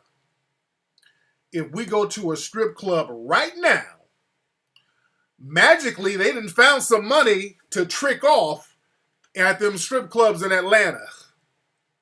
And all over. And all over. We magically find that money. When it's time to turn up, we magically find the money to do that. But when it comes time to build an economy, something that we can pass down and own and operate for ourselves, where everything ain't about turning up, when it's time to deal with serious business, all of a sudden we ain't got no money, we confused, we don't know where to get money. Maybe some white folks can give it to us. We get on that shit. You dig? So we have to change our thinking, and it's going to start with our young people. It's going to have to start with our young people. Older people, it's too many older people on the coon train. What's up? Who's calling? Yeah, it's just Deep Pain from Little Rock, Arkansas, man. Hey, man, what's on your mind, fam? Nah, nothing much, Tariq, man. I'm just calling to give you a shout out, man. Appreciate you for making the Hidden Color series. Yes, sir. And I just want to say this, man. Have you thought about putting Marshawn Lynch on Hidden Colors 4? Yeah, I would get Marshawn if we holler at him. I would like to chop it up with him. So yeah, that'll be a good thing. But yeah, holler at him, let him know to holler at me. You dig? Yeah, man, that's pretty much it, man. Appreciate it, man. Thank you, brother. Y'all don't have to call up with requests to people, by the way. You ever thought about putting Evelyn Champagne King in Hidden Colors, man? I think she got a lot of shit to say, you know. I like Marshawn Lynch, though. I'm a fan of Marshawn Lynch. What's up? Who's calling? Hello? Hey, young lady, who is this? Hi, my name is Nikki. Nikki, where you calling from, love? I'm calling from Oak Harbor, Washington. I'm so glad I got through to you. I've been trying all night, Tariq. Yes, Good to hear ma'am. your voice. Good to have you on here. What's up? What's going on with you, young lady? All right, so first I want to say thank you. My husband and I listen to you. We love your conversation. So shout out to your husband. I just started. Thank you. I just started a group. I had a question for you. I just started a group. Okay. And we're talking about economic empowerment for Black wealth, building Black wealth. And we just had our first introductory meeting today. And I work in a spot where I'm around a lot of young military people. Okay. So I'm trying to get them in tune with it and trying to get the Black business entrepreneurs out here to come out. And it was kind of dead today, which I guess was kind of expected for the first go-round. But we got the word out there, and I'm just wondering if you have any advice on pulling in that crowd, because there's a lot of Black people out here. It's a small pocket, but it's a lot of Black military people out here, especially young ones. And what city you in again? I'm in Oak Harbor, Washington. It's on Whidbey Island here in Washington State. Okay. How many Black people are out there in that area? It's a nice amount. It's not a lot, like, you know, in the predominantly Black areas. But there's a nice pocket of us. It's about, if I would give you a roundabout number, I mean, it's roughly in the thousands somewhere, but it's not a whole lot of us, but it's enough to get something started. That's right. And you should focus on that. Focus on a small nuclear group of people. I would say reach out a lot on social media sites like Facebook. Add certain people and find out who's friends with other friends who are in that area that you can invite. Really, really work the Facebook hustle. Really get it in on Facebook to find out who's who in that area. That'll give you a sense. And also, when you're on Facebook, you can see if you got some bedwenches or coons that you might want to avoid. Because I know up there in Washington, there's a lot of cooning going on with the brothers and sisters up there. They get with a non-Black person, and that's all they want to do. And ain't nothing wrong with that, but they don't want to build or create no type of economic base. Right. But as long as you get the ball rolling with a small group of people and other people see that you guys get the ball rolling or have the ball rolling and you're actually doing something tangible, other people will want to get on board. Now, what's your main agenda so far? Your short-term goal is what so far? What would you like to get started in the short term? The main focus is for us to build Black wealth. My main calling out here that I want to do, because I'm so passionate about it, is to get that word out that there's these Black businesses out here, because there's a lot of Black businesses out here that we're not aware of. Yeah. It's a lot of entrepreneurs out here because it's a lot of military spouses, and you really don't have a choice but to make your own. I understand that. But sister, I understand that. But when it comes to building Black wealth, see, we got to start being very specific, because we get into this thing where we just talk about these real vague catchphrase terms and we never go into specifics. So specifically, how do you want to build that wealth? Specifically, I want us to start by first getting a roster of what Black businesses are out here. That's the first thing. And once we do that, I actually have a girlfriend out here that has a company that does marketing and networking with businesses, and she's doing very good with it. She's flourishing. She's done a very good job. She's done quite a few events out here, and I've partnered up with her, and we're doing our thing. So she was actually helping me out with this today. Okay. Now, who's the main person who's organizing this? You're the main organizer, right? Yes. Okay, now let me talk to you. Since you're the main person, since you're going to be in a leadership position, man, I want you to get a pen, because I want to. We need to chop this up, and let me show you how to get down as the leader. All right? Because you got to show by example. Now, what's your name again, sweetie? Nikki? My name is Nikki. Nikki, okay, Nikki. So, for me, for example, what I want to do, do something, because people use the term Black Wall Street, but I think it's almost overused at this point. But I want to get like a Melanoid Street or whatever, Melanoid community. So I want to do this pretty soon in the near future. So before I really present things publicly, I like to get a lot of stuff done behind the scenes. Just like with the Hidden Colors series, I got a lot of stuff behind the scenes knocked out before I went forward. So, what you do, you got to be very specific. I mean, down to the detail to what you want to do. So, when you say you want to create Black wealth and Black empowerment, what you do, you need to go around that area and find a city block that you could potentially join with other people to purchase. Got that? Okay. Once you find a potential or a few potential city blocks, start doing the kind of research on what type of businesses you could put in that city, in those city blocks. It could be only one big block that you can make pop off. Because like Chinatown, out here in LA, for example, it's like basically a few blocks. There's certain part like Little Ethiopia out here in LA. It's basically one long block, but they have their own economic community. So you can even start off with one block, just one block of buildings. Right. Find out, do you want to get like a cleaners, a grocery store, a mobile phone company, a repair shop? Just think of the type of businesses that could be patronized by the people within that community. All right? Right. Be very detailed about that. Also, get your details about who your politicians are to get in your back pocket. That's one thing that we always fuck up and leave out. We got to start thinking about the political aspect of it so nobody in politics will sabotage it. We got to have a politician in our back pocket. Right, absolutely. I agree with you 100%. Yes, indeed. We watched a video today, too, Tariq. Yes. Hidden Colors, the first one. Yes, ma'am.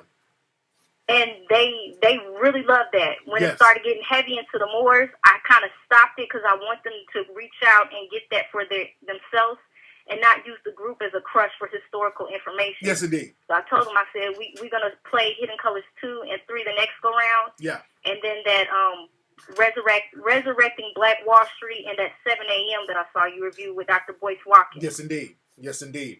But yeah, but again, those are some of the things you can start off with doing.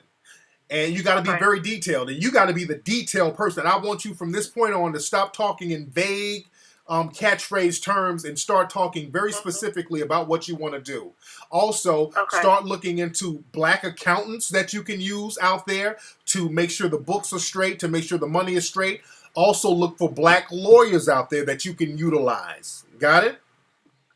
Okay, got it. Also, start looking for potential Black distributors, or not just Black distributors, but overseas distributors to get wholesale things for.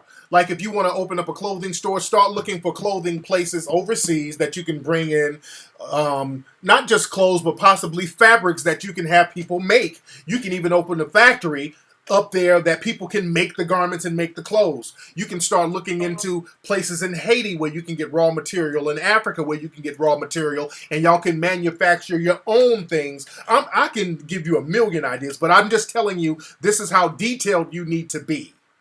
Got it? Gotcha. So that when when y'all get together, you can put tangible things in people's minds, and people can stop talking about, well, we want Black wealth, we want economic freedom. Y'all just start talking all these catchphrases, and then nothing gets done.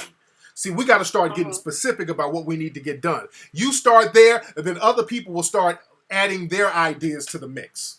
You got it? Okay. And then we can start tangibly getting stuff done instead of making all of these vagaries. Let's tangibly start building this shit. I'm right now looking for places like in Atlanta, for example. I'm talking to real estate people behind the scenes now, looking for areas that we can possibly use out there. A city block is all I need. And I can get other people involved, and I can talk to different brothers and sisters who want to get businesses going. That's why I give people microloans and stuff, because I want to encourage specific businesses that we can utilize and just start getting it done and stop talking about this shit. You feel me? I feel you. Yes, ma'am. So you start right there, and you start chopping it up in the meeting like that, and you'll start getting better responses, and more people will start getting down with the program because now you have a real tangible vision. You feel me? I feel you. Yes, ma'am. And keep me posted on the progress, because I would like to, when y'all get something off the ground, I'll be the first to promote, help out, do whatever I need to do. You feel me? Okay. I feel you. Thanks, Tariq, for the knowledge. I really appreciate it. Thanks for taking my call. Much respect. Yes, indeed. Yes, indeed. Your dad left you 10 G's? Oh, there's a lot you can do with 10 G's, man. A lot you can do with 10 G's. What city you in, brother?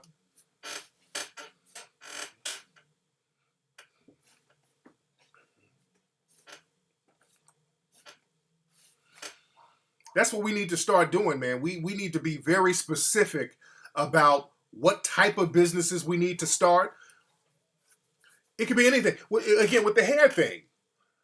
Even people can talk shit about weaves or whatever, but shit, the Asians are in your community making all that money off weaves and all that. There's nothing stopping any of you from getting on a plane, going to Malaysia, and going and getting you bags of hair. All those Malaysian weaves.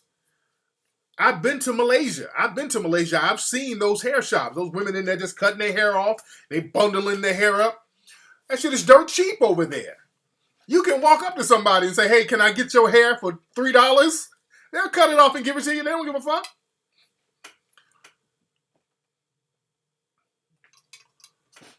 Dude, there's so much you can do. You get a nail shop popping out there. Get your own nail shop popping. Yeah, weaves ain't going nowhere. People can, because I say that. I say, look, I don't mind people owning the weave shop. And then I get some of the fake hoteps. Hey, how come you promote weaves? Our sisters don't need that. I'm like, nigga, if you don't shut your fake, broke, dusty, hotep ass, if you ain't building nothing, don't bring nothing to the table. Don't bring your opinion to the table. I'm saying, if you're going to buy weaves, then buy it from a black person. Or any kind of hair care product.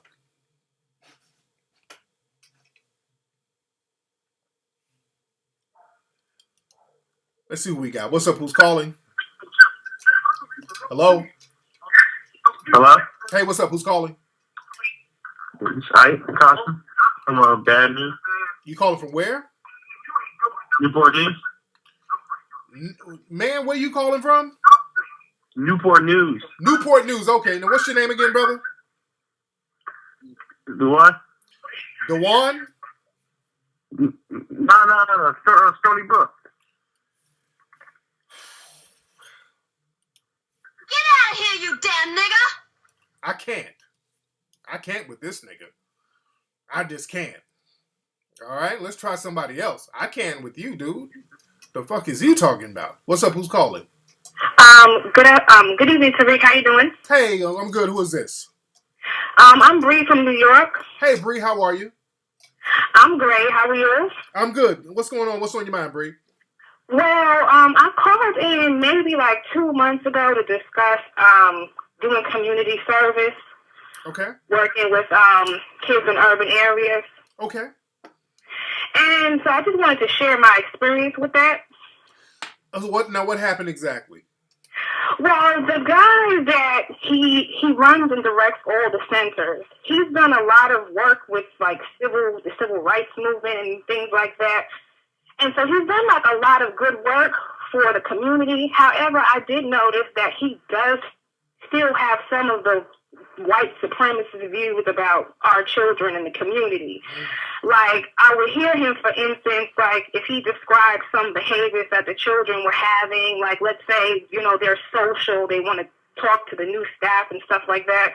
He would, like, attribute it to, like, oh, well, they're probably social because people don't talk to them at home, and they come from these communities, these single-parent communities with, the parents are not at home or they're not interested in their stuff, and this is why the kids don't come. And so I just kind of figured, like, why wouldn't you just attribute that to just, that's just how the child is, right. Instead of assuming it has something to do with the negative things that's supposedly in that community.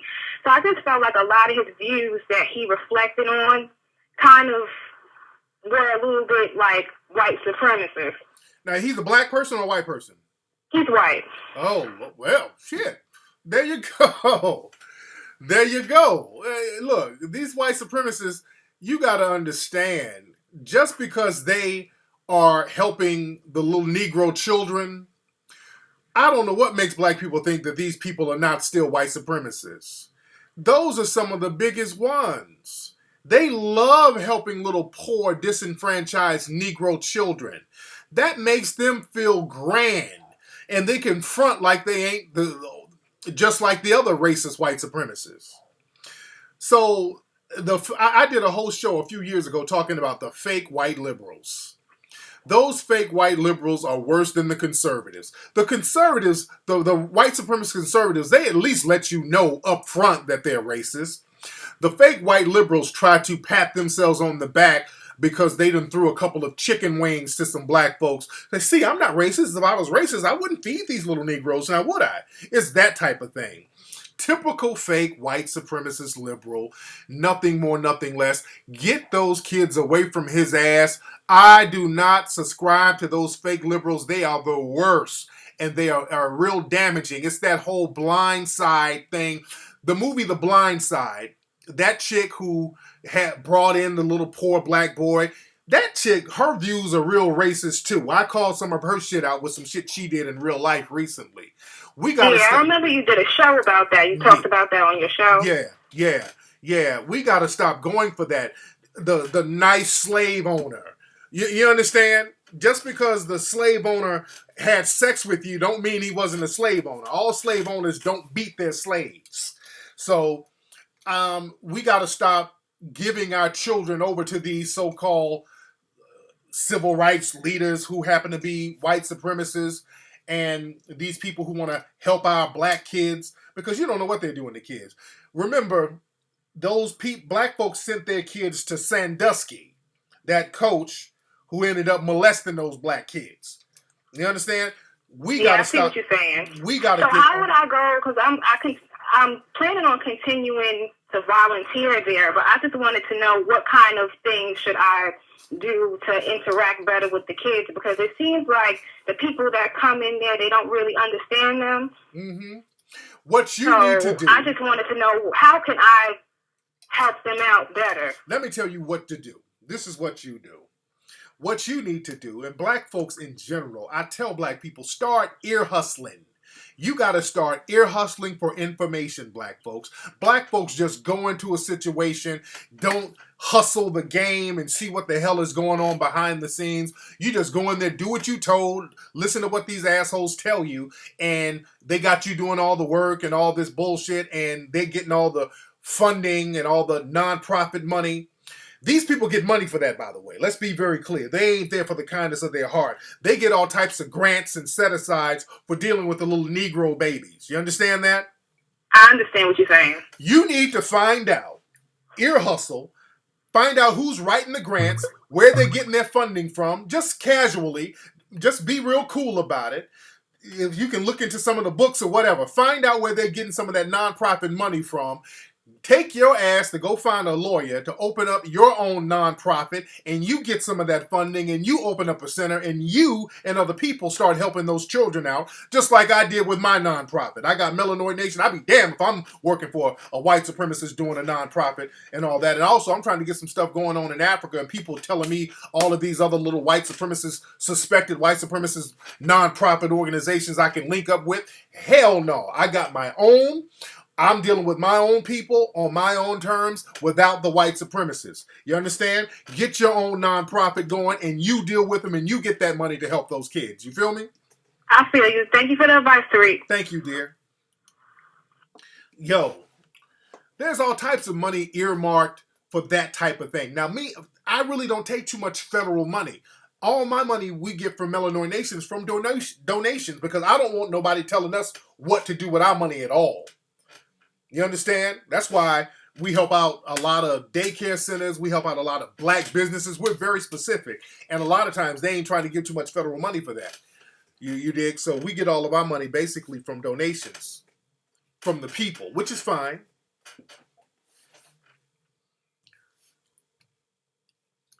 But again, I'm not shocked that these little white supremacists will be in there talking greasy about the kids. Oh, they come from, their parents.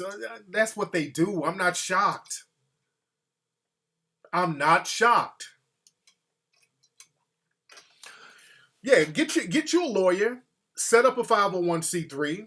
Now, I hired a lawyer, a specific lawyer to do ours. Melanoid Nation, we got it locked. We got all of our bases covered. I got one of the best nonprofit attorneys in LA. the guy that I got to handle all mine, he actually writes books on nonprofit and how to build. This is like the guy. I got the top-notch guy to make sure all the shit was covered. All my bases were covered. But you don't need to, you can not spend a lot of money just to hire the lawyer to do it. But a lot of times you don't need to do it. Yes, I'm still recording. My wife is texting me. But you can get it done on the cheap where you're from in your cities. Sometimes it takes a little longer to get the nonprofit status to go through, but you just got to stay on top of your game. You can get it done in whatever city you're in.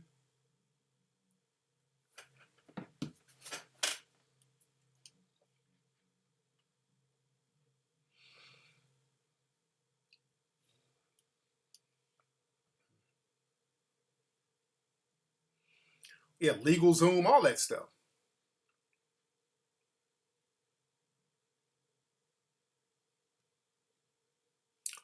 Taj Mahal, I don't know what you're saying, brother. I don't know what you're saying. You say y'all keep saying Hotep nigga. Well, we're saying very specifically, a Hotep nigga is somebody who don't really understand what Hotep means. The word Hotep is not a bad thing. It's peace be upon you. It's a very respectful word. The problem is a bunch of fake niggas who ain't got no peace in them. They just think if they say Hotep enough, you'll overlook the fact that they're dusty and they're scam artists. That's what a fake Hotep nigga is. He just thinks that saying Hotep is going to make people think that he's some type of righteous dude.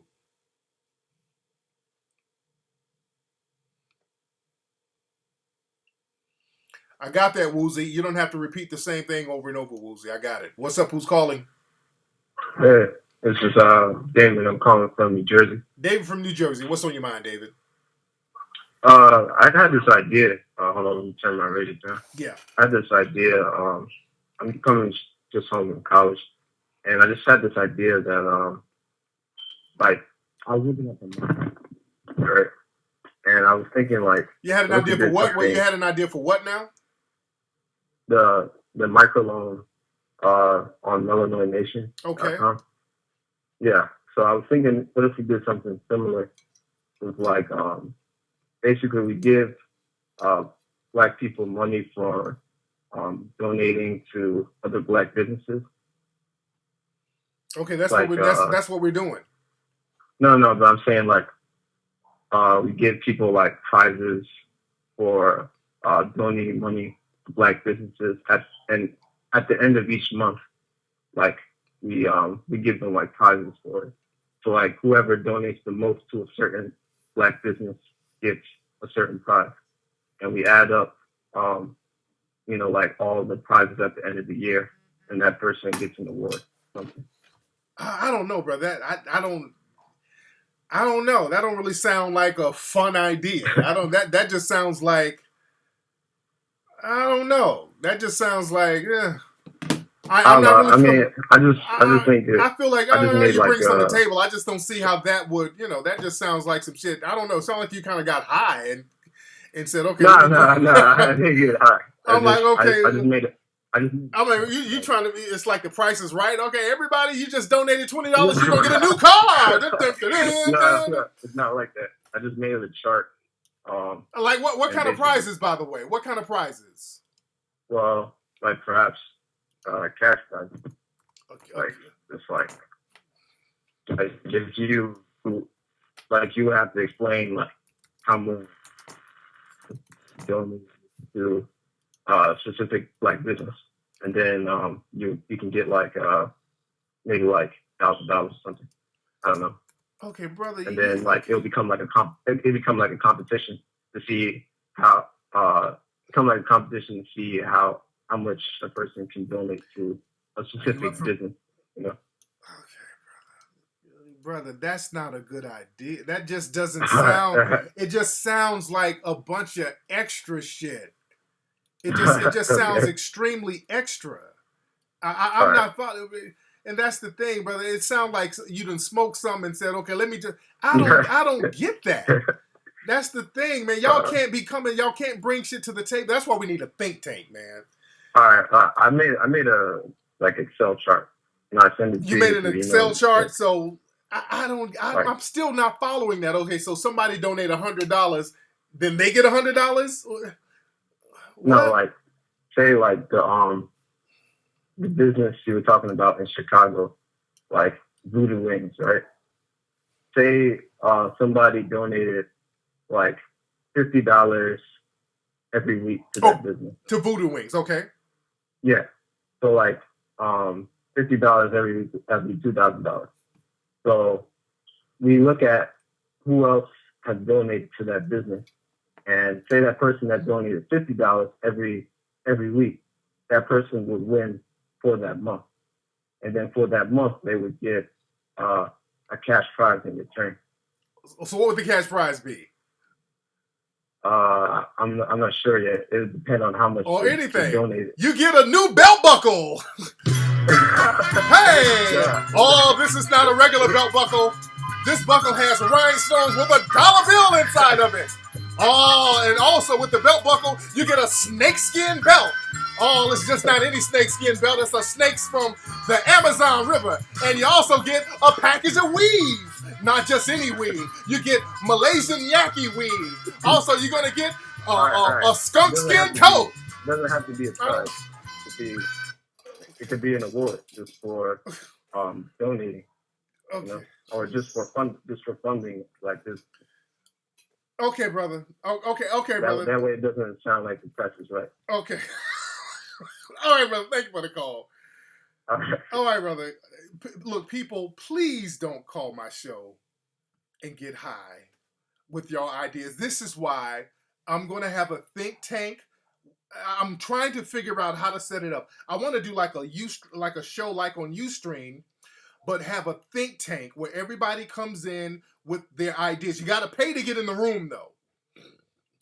So everybody and their mama ain't smoking a blunt coming in with their ideas. And I respect my man's ambition. But if you want to bring some shit like that to the table, you're going to have to pay. It costs you to bring a Price is Right idea to the table. That's why we need the think tank page. I'm trying to figure out how to do a Ustream with only the think tank members, where you can pay to come in the room and we can sit down and really flesh out some real ideas so nobody will bring out the Renum Spoons idea. That's Renum Spoons. That's Renum Spoons. This is why I want to do the thing. I really, really, really want to do the think tank. That will alleviate a lot of weed ideas, man. It really would. Oh, God. My Lord. Where my Atlanta people at? Where are my Atlanta people? I'm trying to buy a property down in Atlanta. Speaking of Atlanta, all my Atlanta people, where is a good spot? I want to get rental property first, just to kind of test the waters in Atlanta. I've been looking for rental properties. Just want to get a little rental property out there in Atlanta to kind of test the waters. Okay, this is my wife. What's up, sweetheart? I'm live, baby. What you need? I know that. Where the babies? They in the car? Hold on. Now, I gotta get my babies out the car real quick. Hold on. Let me play something for y'all real quick. Let me play something because I don't want to go nowhere. I still want to chop up game with the family. But let me see what I can play for y'all real quick.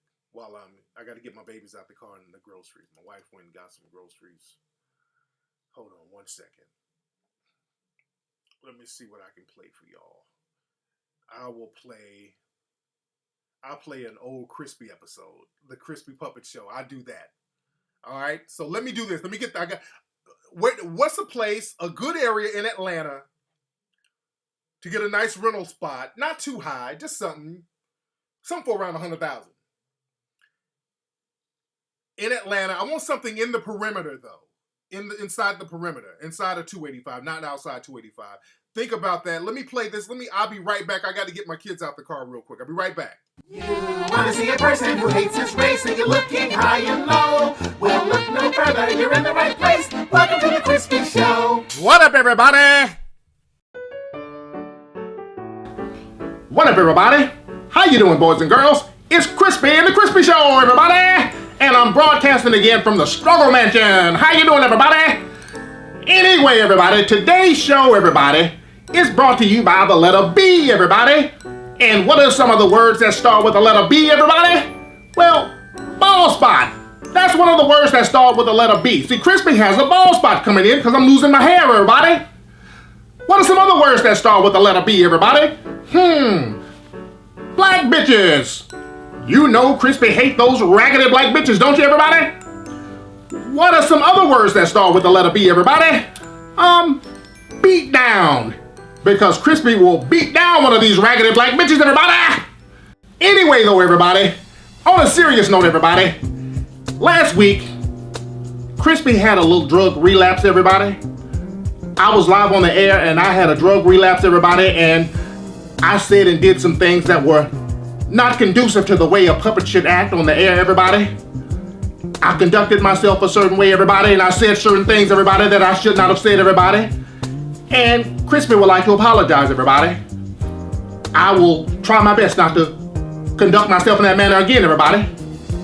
But you have to understand, everybody, that the root of some of the anger that I have, everybody, and the root of some of my drug use, everybody, I suffer from premature hair loss, everybody. That's right, everybody. I have what's called a fucked up hairline, everybody. And this fucked up hairline and hair loss and my declining bald spot, everybody, this has hindered me through a lot of my endeavors throughout my life, everybody. And this is something that I've been struggling with for a long time, everybody. I'm trying to be strong, everybody. I ain't gonna break down on this goddamn air, everybody. Anyway, everybody, I'm trying to cope with it, everybody. I'm not gonna let it ruin all of my endeavors, everybody. Because this bald spot and this hair loss has been ruining my endeavors, everybody. I'm not gonna let that continue to happen, everybody. So right now, everybody, I've been in rehab right now, everybody. I'm 7 days clean, everybody. I'm taking things one day at a time, everybody. Part of my sobriety is to learn how to accept my flaws and learn how to embrace my flaws, everybody. And that's what I'm doing, everybody. I'm embracing my flaws, everybody. And I'm using my flaws to give me strength, everybody. I'm embracing my flaws, everybody. So what I've done now, everybody, I've recorded an album. The name of the album is called Moist After Midnight, everybody. And the first single and video from the album is a song I just recorded called My Bald Spot's Calling, everybody. Now sit back and I hope you enjoy, everybody.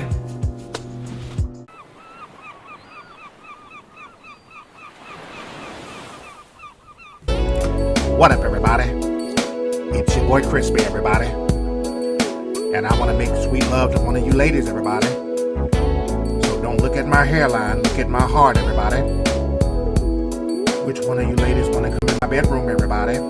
I'll take any one of you, except one of you raggedy black bitches, everybody. Listen to this now. My hairline's falling, and I have nothing to save it. Oh, there ain't no more stalling. I'm trying to decide if I should save it, baby. Everybody, I put a do-rag around my fucked up hairline. You won't forget it, baby, and I hope it don't get wet, baby. It's unbelievable how my hairline is falling from me. I can just hear it falling, falling, falling. My bald spot is calling for you. You can see my scalp, baby. My bald spot is calling for you. Everybody. My bald spot is calling for you. I got a fucked up hairline. My bald spot is calling for you. Everybody. Look at my taco meat. Look at my taco meat. Look at my taco meat. Look at my taco meat. Look at my taco meat. Bitch, look at my taco meat. Look at my taco meat. My bald spot is calling, baby. Oh, yeah, baby. My bald spot is calling. My hair's a million miles away. Yeah, my bald spot is calling. My hair's falling on my face. Right, there you go. I'm back. That's the jam right there. My bald spot is calling from Crispy. And you can still support the Crispy Puppet, the Hairless America movie. Let me give y'all the link to Hairless America. Hold on, where's the link? Y'all can still support the Hairless America. Hold on, let me find that. Let me give y'all the link. Hold on 1 second. Let me give y'all the GoFundMe page for Hairless America with the Crispy Puppet. All right. That's the Hairless America. So y'all give a couple of dollars. I'm still gonna do the Crispy Puppet Hairless America movie. So y'all just throw a couple of dollars in the GoFundMe page. That's it right there. There's $1 or $2. Nothing much. You can just throw a little something in there. Yeah, the Hairless America. Yeah, throw a couple of. I got some new Crispy episodes coming soon. I got some new Crispy episodes coming soon, so you guys stay tuned for that. But yeah, I got to find out some spots in Atlanta to get something going.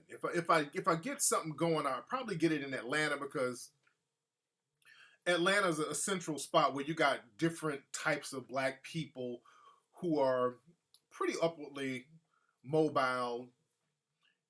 I got to look into Dallas too, but most likely Atlanta. Atlanta is more like a hub where I think we can really get something going. But again, before I put all those ideas out there, I got to get some shit going behind the scenes. All right, let's see who we got on the phone. What's up? Who's calling? Yeah, this is Atkins from Austin, Texas. What's your name, brother? Atkins. Atkins. How you doing, Atkins? I'm good, man. I'm good. What's on your mind? Yeah, man. I just wanted to speak on that one caller, Lucas, that called in earlier. Yeah. I just thought it was real funny how every time you would check him on one of his points, that he would automatically start to begin to play stupid. Oh, yeah. And I wanted to know, is that a tactic that a lot of white supremacists use? That is 100%. You got it on the money, and I'm glad that you are one of the few black people to figure it out. That whole silly, I'm naive act that Lucas was doing is nothing but an act. I agree. I can concede to that. Oh, that's a con game. I think that Lucas is every bit of a white supremacist as all the other ones.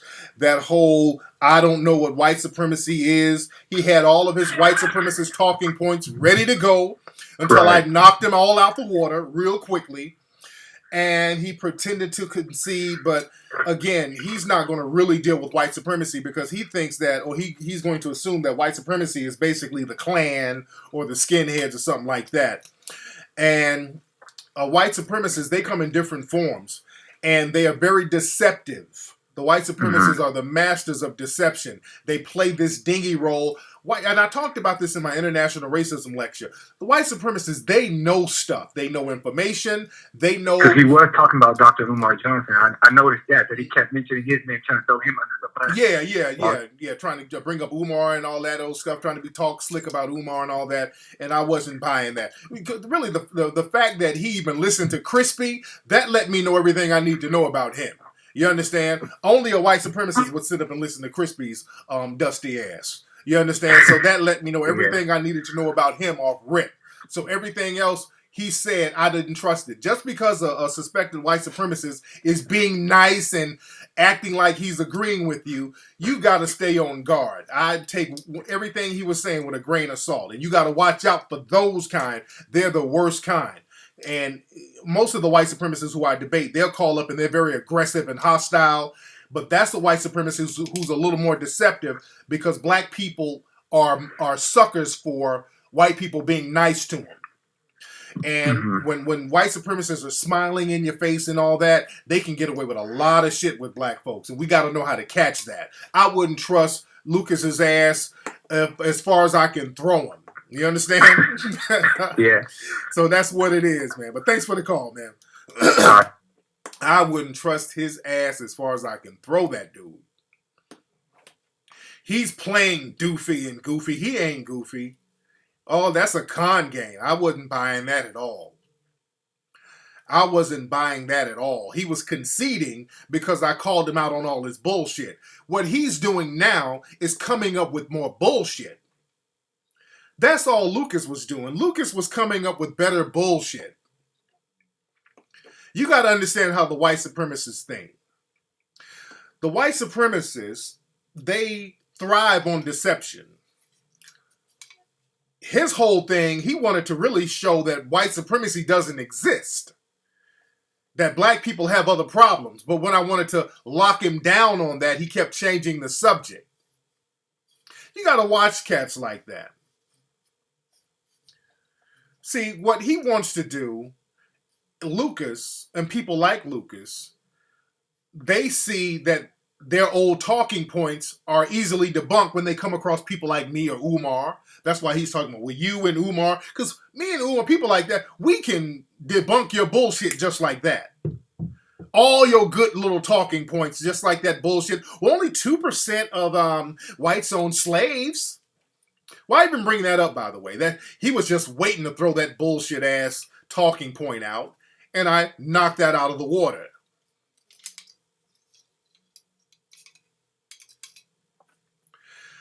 So basically, what he's going to do, he's going to go to the drawing board to come up with better, refined bullshit. That's all that is. I don't buy all that. Hey, I'm conceding. The white supremacists don't concede. And when they play dumb like a fox. I'm hip to that game. He lost that battle. But he's at the drawing board. He's right back at the drawing board. Because he was going to throw out a whole bunch of other deceptive smokescreen talking points, but I kept bringing him back in. Like, hey, come on back in. Let's get back in. No, I don't want to waste time. No, I don't want to talk to him tonight. I don't want to hear all that filibustering and all that stuff. Don't want to hear it, but I'm on to you. Just because you'd had sex with some black folks, I'm still on to you. That's the thing. The white supremacists, they want to put us in a position. They want to put us in a position to not see their bullshit.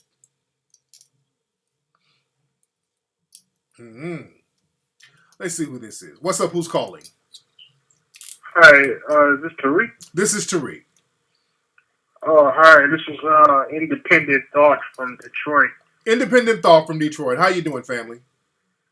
I'm doing good. What's going on? Basically, the next big topic I think the news is going to start covering is black guys basically leaving, their white families behind and stuff. You know what I'm saying? Black guys doing that? Yeah, because, I go on Facebook and stuff, and I see, a lot of the white girls now, they got, mixed kids and stuff. Yeah. And, you don't see a black father, but you always see, the white girls with the mixed kids. It's like, dang, they doing the white girls just like they doing the black girls. But yeah, the white supremacists, they've always told white women that if you have a kid by a black guy, you're going to be a single mother. They always threaten white women with that. So that's old game. They've been doing that. And they come up with ways to try to shame white women by calling them mud sharks and all this stuff. And really, look at how they do the Kardashians. These women are wealthy, and they try that shaming thing on them too. So that's old news with the white supremacists. But what else is new with them? Thank you for the call, brother. Yes, indeed. And again, I don't want to talk to Lucas. Gus T. Renegade brought this up too. And shout out to Gus T. Renegade. I think Gus had an interview with Jesse Lee Peterson that I want to hear too. I haven't had a chance to hear that. But Gus brought this up, how The white supremacists, one tactic they use, and black people got to watch out for this. White supremacists, they love wasting your time. That's another tactic of the white supremacists. The white supremacists will go out of their way to waste your time. They know how to waste your time, just have you going in circles, listening to them, going in circles. And by them wasting your time, you don't really get anything done. So you got to watch out for that too. Watch out for the white supremacists who go out of their way to try to waste your time. They're good at doing that. If you go like on Facebook or Twitter or whatever, these white supremacists will get on anonymous Facebook pages and Twitter pages and try to debate non-stop with you. And just bring up bullshit talking point after bullshit. They'll troll non-stop. They are good at wasting your time. Very good at wasting time. Because if you're wasting time with them, the other white supremacists can go in behind the scenes and start manipulating shit tangibly. Yeah, it's a real big time waster. See, I get to the point with these white supremacists. I get to the point with them. I'm not going to let them waste time. I'm not going to let them filibuster about a whole bunch of bullshit. I'm going to get right to the point with them. Just like with Lucas. Called up, he started talking about China, and he went all over the place. I'm like, whoa, bring it back. Let's just get right to the point. What's your deal? They will white supremacists get off on wasting your time. That's a tactic and strategy of white supremacy. I block the shit out of them on Twitter. When I see them fake Twitter accounts, hey, Tariq, you black people commit 80% of the crime and you're only 12% of the population. Block. Because all they're going to do is just copy and paste a bunch of bullshit talking points from Stormfront. That's all they're going to do. I already know what they're going to do. They're going to just waste time with pointless bullshit. Oh, the Anthony Johnson lie? Oh, yeah, that's very easy. Understand this, brother. White supremacists are liars. That's why they don't really fuck with somebody who knows their history for real. One lie the white supremacists like bringing up, Anthony Johnson, who was the first slave owner, who was a black guy. He was the first slave owner, so we should be mad at the black slave owner. First, let me tell you why that's a lie in 3 ways. Number one, it's a lie because the Spanish who were here 100 years before Anthony Johnson in the Virginia colonies, they were slave owners. That's one reason why it's a lie. Number two, the second reason why it was a lie, Anthony Johnson, he had indentured servants on his plantation, and he was an indentured servant before, and he had a contract dispute with somebody who was supposed to work for 7 years, but they didn't finish their contract term, and as punishment, the person who worked for Anthony Johnson was sentenced to work for him for the rest of his life. So the white supremacists like to say, well, that's the first case of slavery. But before Anthony Johnson, there was another white slave owner who had a slave, a black slave named John Punch, who was enslaved for life, way before Anthony Johnson. So that's a lie on 3 different levels. You dig? So that's a lie. It's just a lie. Anthony Johnson was not the first slave owner. That's a lie. Also, with Anthony Johnson, when Anthony Johnson died, he didn't get to pass that slave-owning wealth, which they say, on to his family. The white supremacists came in and took his estate after he died. So the white supremacists got all the wealth and the resources that were left over from Anthony Johnson's estate. So I'm looking back at the white supremacists now. Where's Anthony Johnson's slave money? Where's the reparations that you have for Anthony Johnson's plantation? See, if you know history, you can knock these white supremacists out the box because they don't know what the fuck they're talking about. All they know are bullshit talking points. Lucas, you're going to have to stop trolling, brother. Lucas, you're trying to waste time now.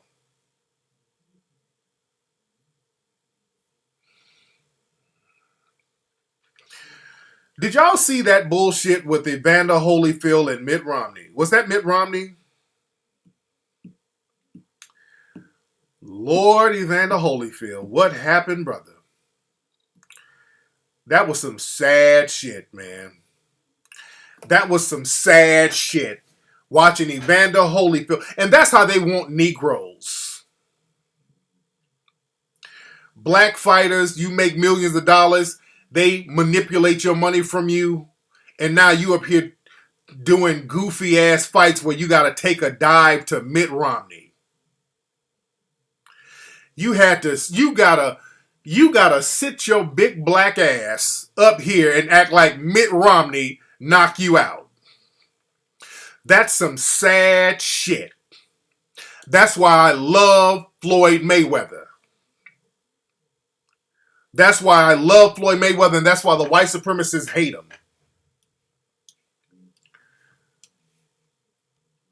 That was sad, man. You gotta take a dive from old decrepit ass Mitt Romney. Wow. That's why I want Floyd Mayweather to get every dime you can get, brother. Get every dime. What's up, champion?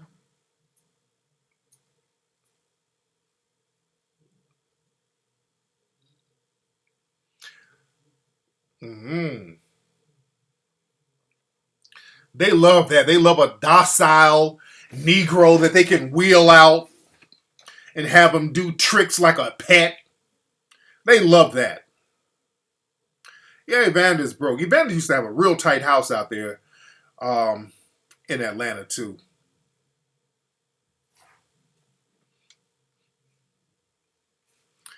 Let's see who we got. What's up? Who's calling? Hey, what's going on, bro? What's up? Who's this? This is Steve in Houston, man. Steve in Houston. What's on your mind, brother? What's that? What's on your mind, Steve? Talk to me, player. Oh, man, you know what? I'm not going to hold you up, man. This is a two-parter, man. I know your patience is legendary, man. Yes, indeed. The first one is, I know you've been talking about vending machine businesses, man. Like, what is the success rate from the experiences that you've heard from the people that you know, whatever, that have invested in vending machines? To be honest, I don't know too much about that.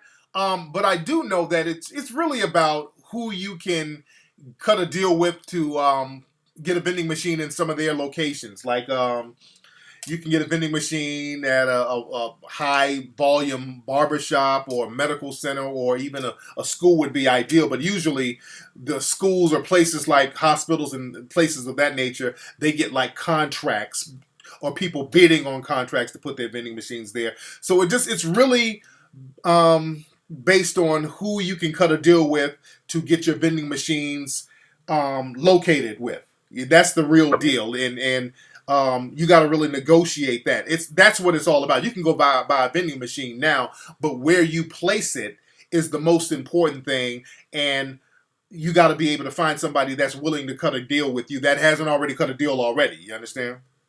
So it all depends on your mouthpiece, basically. Yeah, it depends on your mouthpiece and yeah, just really what they want for it. You dig? It just really depends on your mouthpiece and who you can cut a deal with and who's willing to do business with you. So when you get the vending machine into somebody's business, you have to pay them like a monthly. Okay. Oh yeah. So, like, That's the reason. You think? That's the reason why they're gonna let you have it. Like if I'm running a business and you come up, hey man, can I put my vending machine in your business? Like no. You know, for what? Yeah, unless you're true, paying me. Yeah, true. That's true. Yeah. So why am I letting you put your big ass snack machine in my business? You know, give me $300. Give me $300 a month. Give me $500 a month or whatever. You dig? I'm just giving an example. I'm just giving. It's probably not that much, but it might be a couple of $100 a month. Who knows? But it just really depends. And I would say start with a barbershop or a beauty salon. Somebody in your neighborhood who has a beauty salon, which is high volume. Say, hey, let me give you a couple of $100 a month to keep my vending machine in here, and they should be cool with that if they don't have one already. And that's extra money for them. You feel me? I appreciate that, man. My second one is are there any resume building sites that you would recommend? Resume building sites. There's people, you can go to Craigslist and find people who can build your resume for you. Just go to Craigslist and post up, hey, can somebody do a good resume? Send me some examples. You'll find about 100 people in a day. Man, cool. I appreciate that, bro. Much respect, man. Yes, indeed. All right, let me get up here with my babies and my wife and my childrens. It's been fun, family. It has been fun. Don't forget, everybody, go to TariqElite.com to get the new melanin shirts. They're selling like hotcakes. Get the Melanoid Nation shirts there as well. Go to TariqLive.com to get tickets to join me on tour this summer. If you people would like to book me in July or late June. After June, I'm not doing any more lectures for a couple of months, I think, because I really got to focus on Hidden Colors. After July. I'm really going to be focused on Hidden Colors, so a lot of people I think they want to book me for lectures later on this year, but I kind of just want to focus on doing the Hidden Colors film and getting that knocked out, but I do want to get a lot of stuff knocked out this summer. So this summer, especially July, if you guys, you're at a school, you want to book me to come to your place, make it happen. You got until July. We're going to make it happen in July. I'm going to be on the road. I'm knocking all these cities out in July. Go to TariqLive.com. TariqLive.com for information to book me. Y'all use some of your trapping money, use some of your tricking money. Y'all got money to bring me on out. It's real simple. The rates are on my website, TariqLive.com. All you need is a venue, hook up with the radio stations or whatever. We can make it happen. Damn near all my lectures are sold out. It's almost a guaranteed success. So go to TariqLive.com. Let's make it happen. And all my people, we're going to be in Atlanta possibly July 11th. That's going to be a real big one. And I keep you posted on that. We're finalizing the venue information this week. So I give you guys all that information pretty soon. All right, y'all. I'm up out of here. Y'all have a good night. Peace.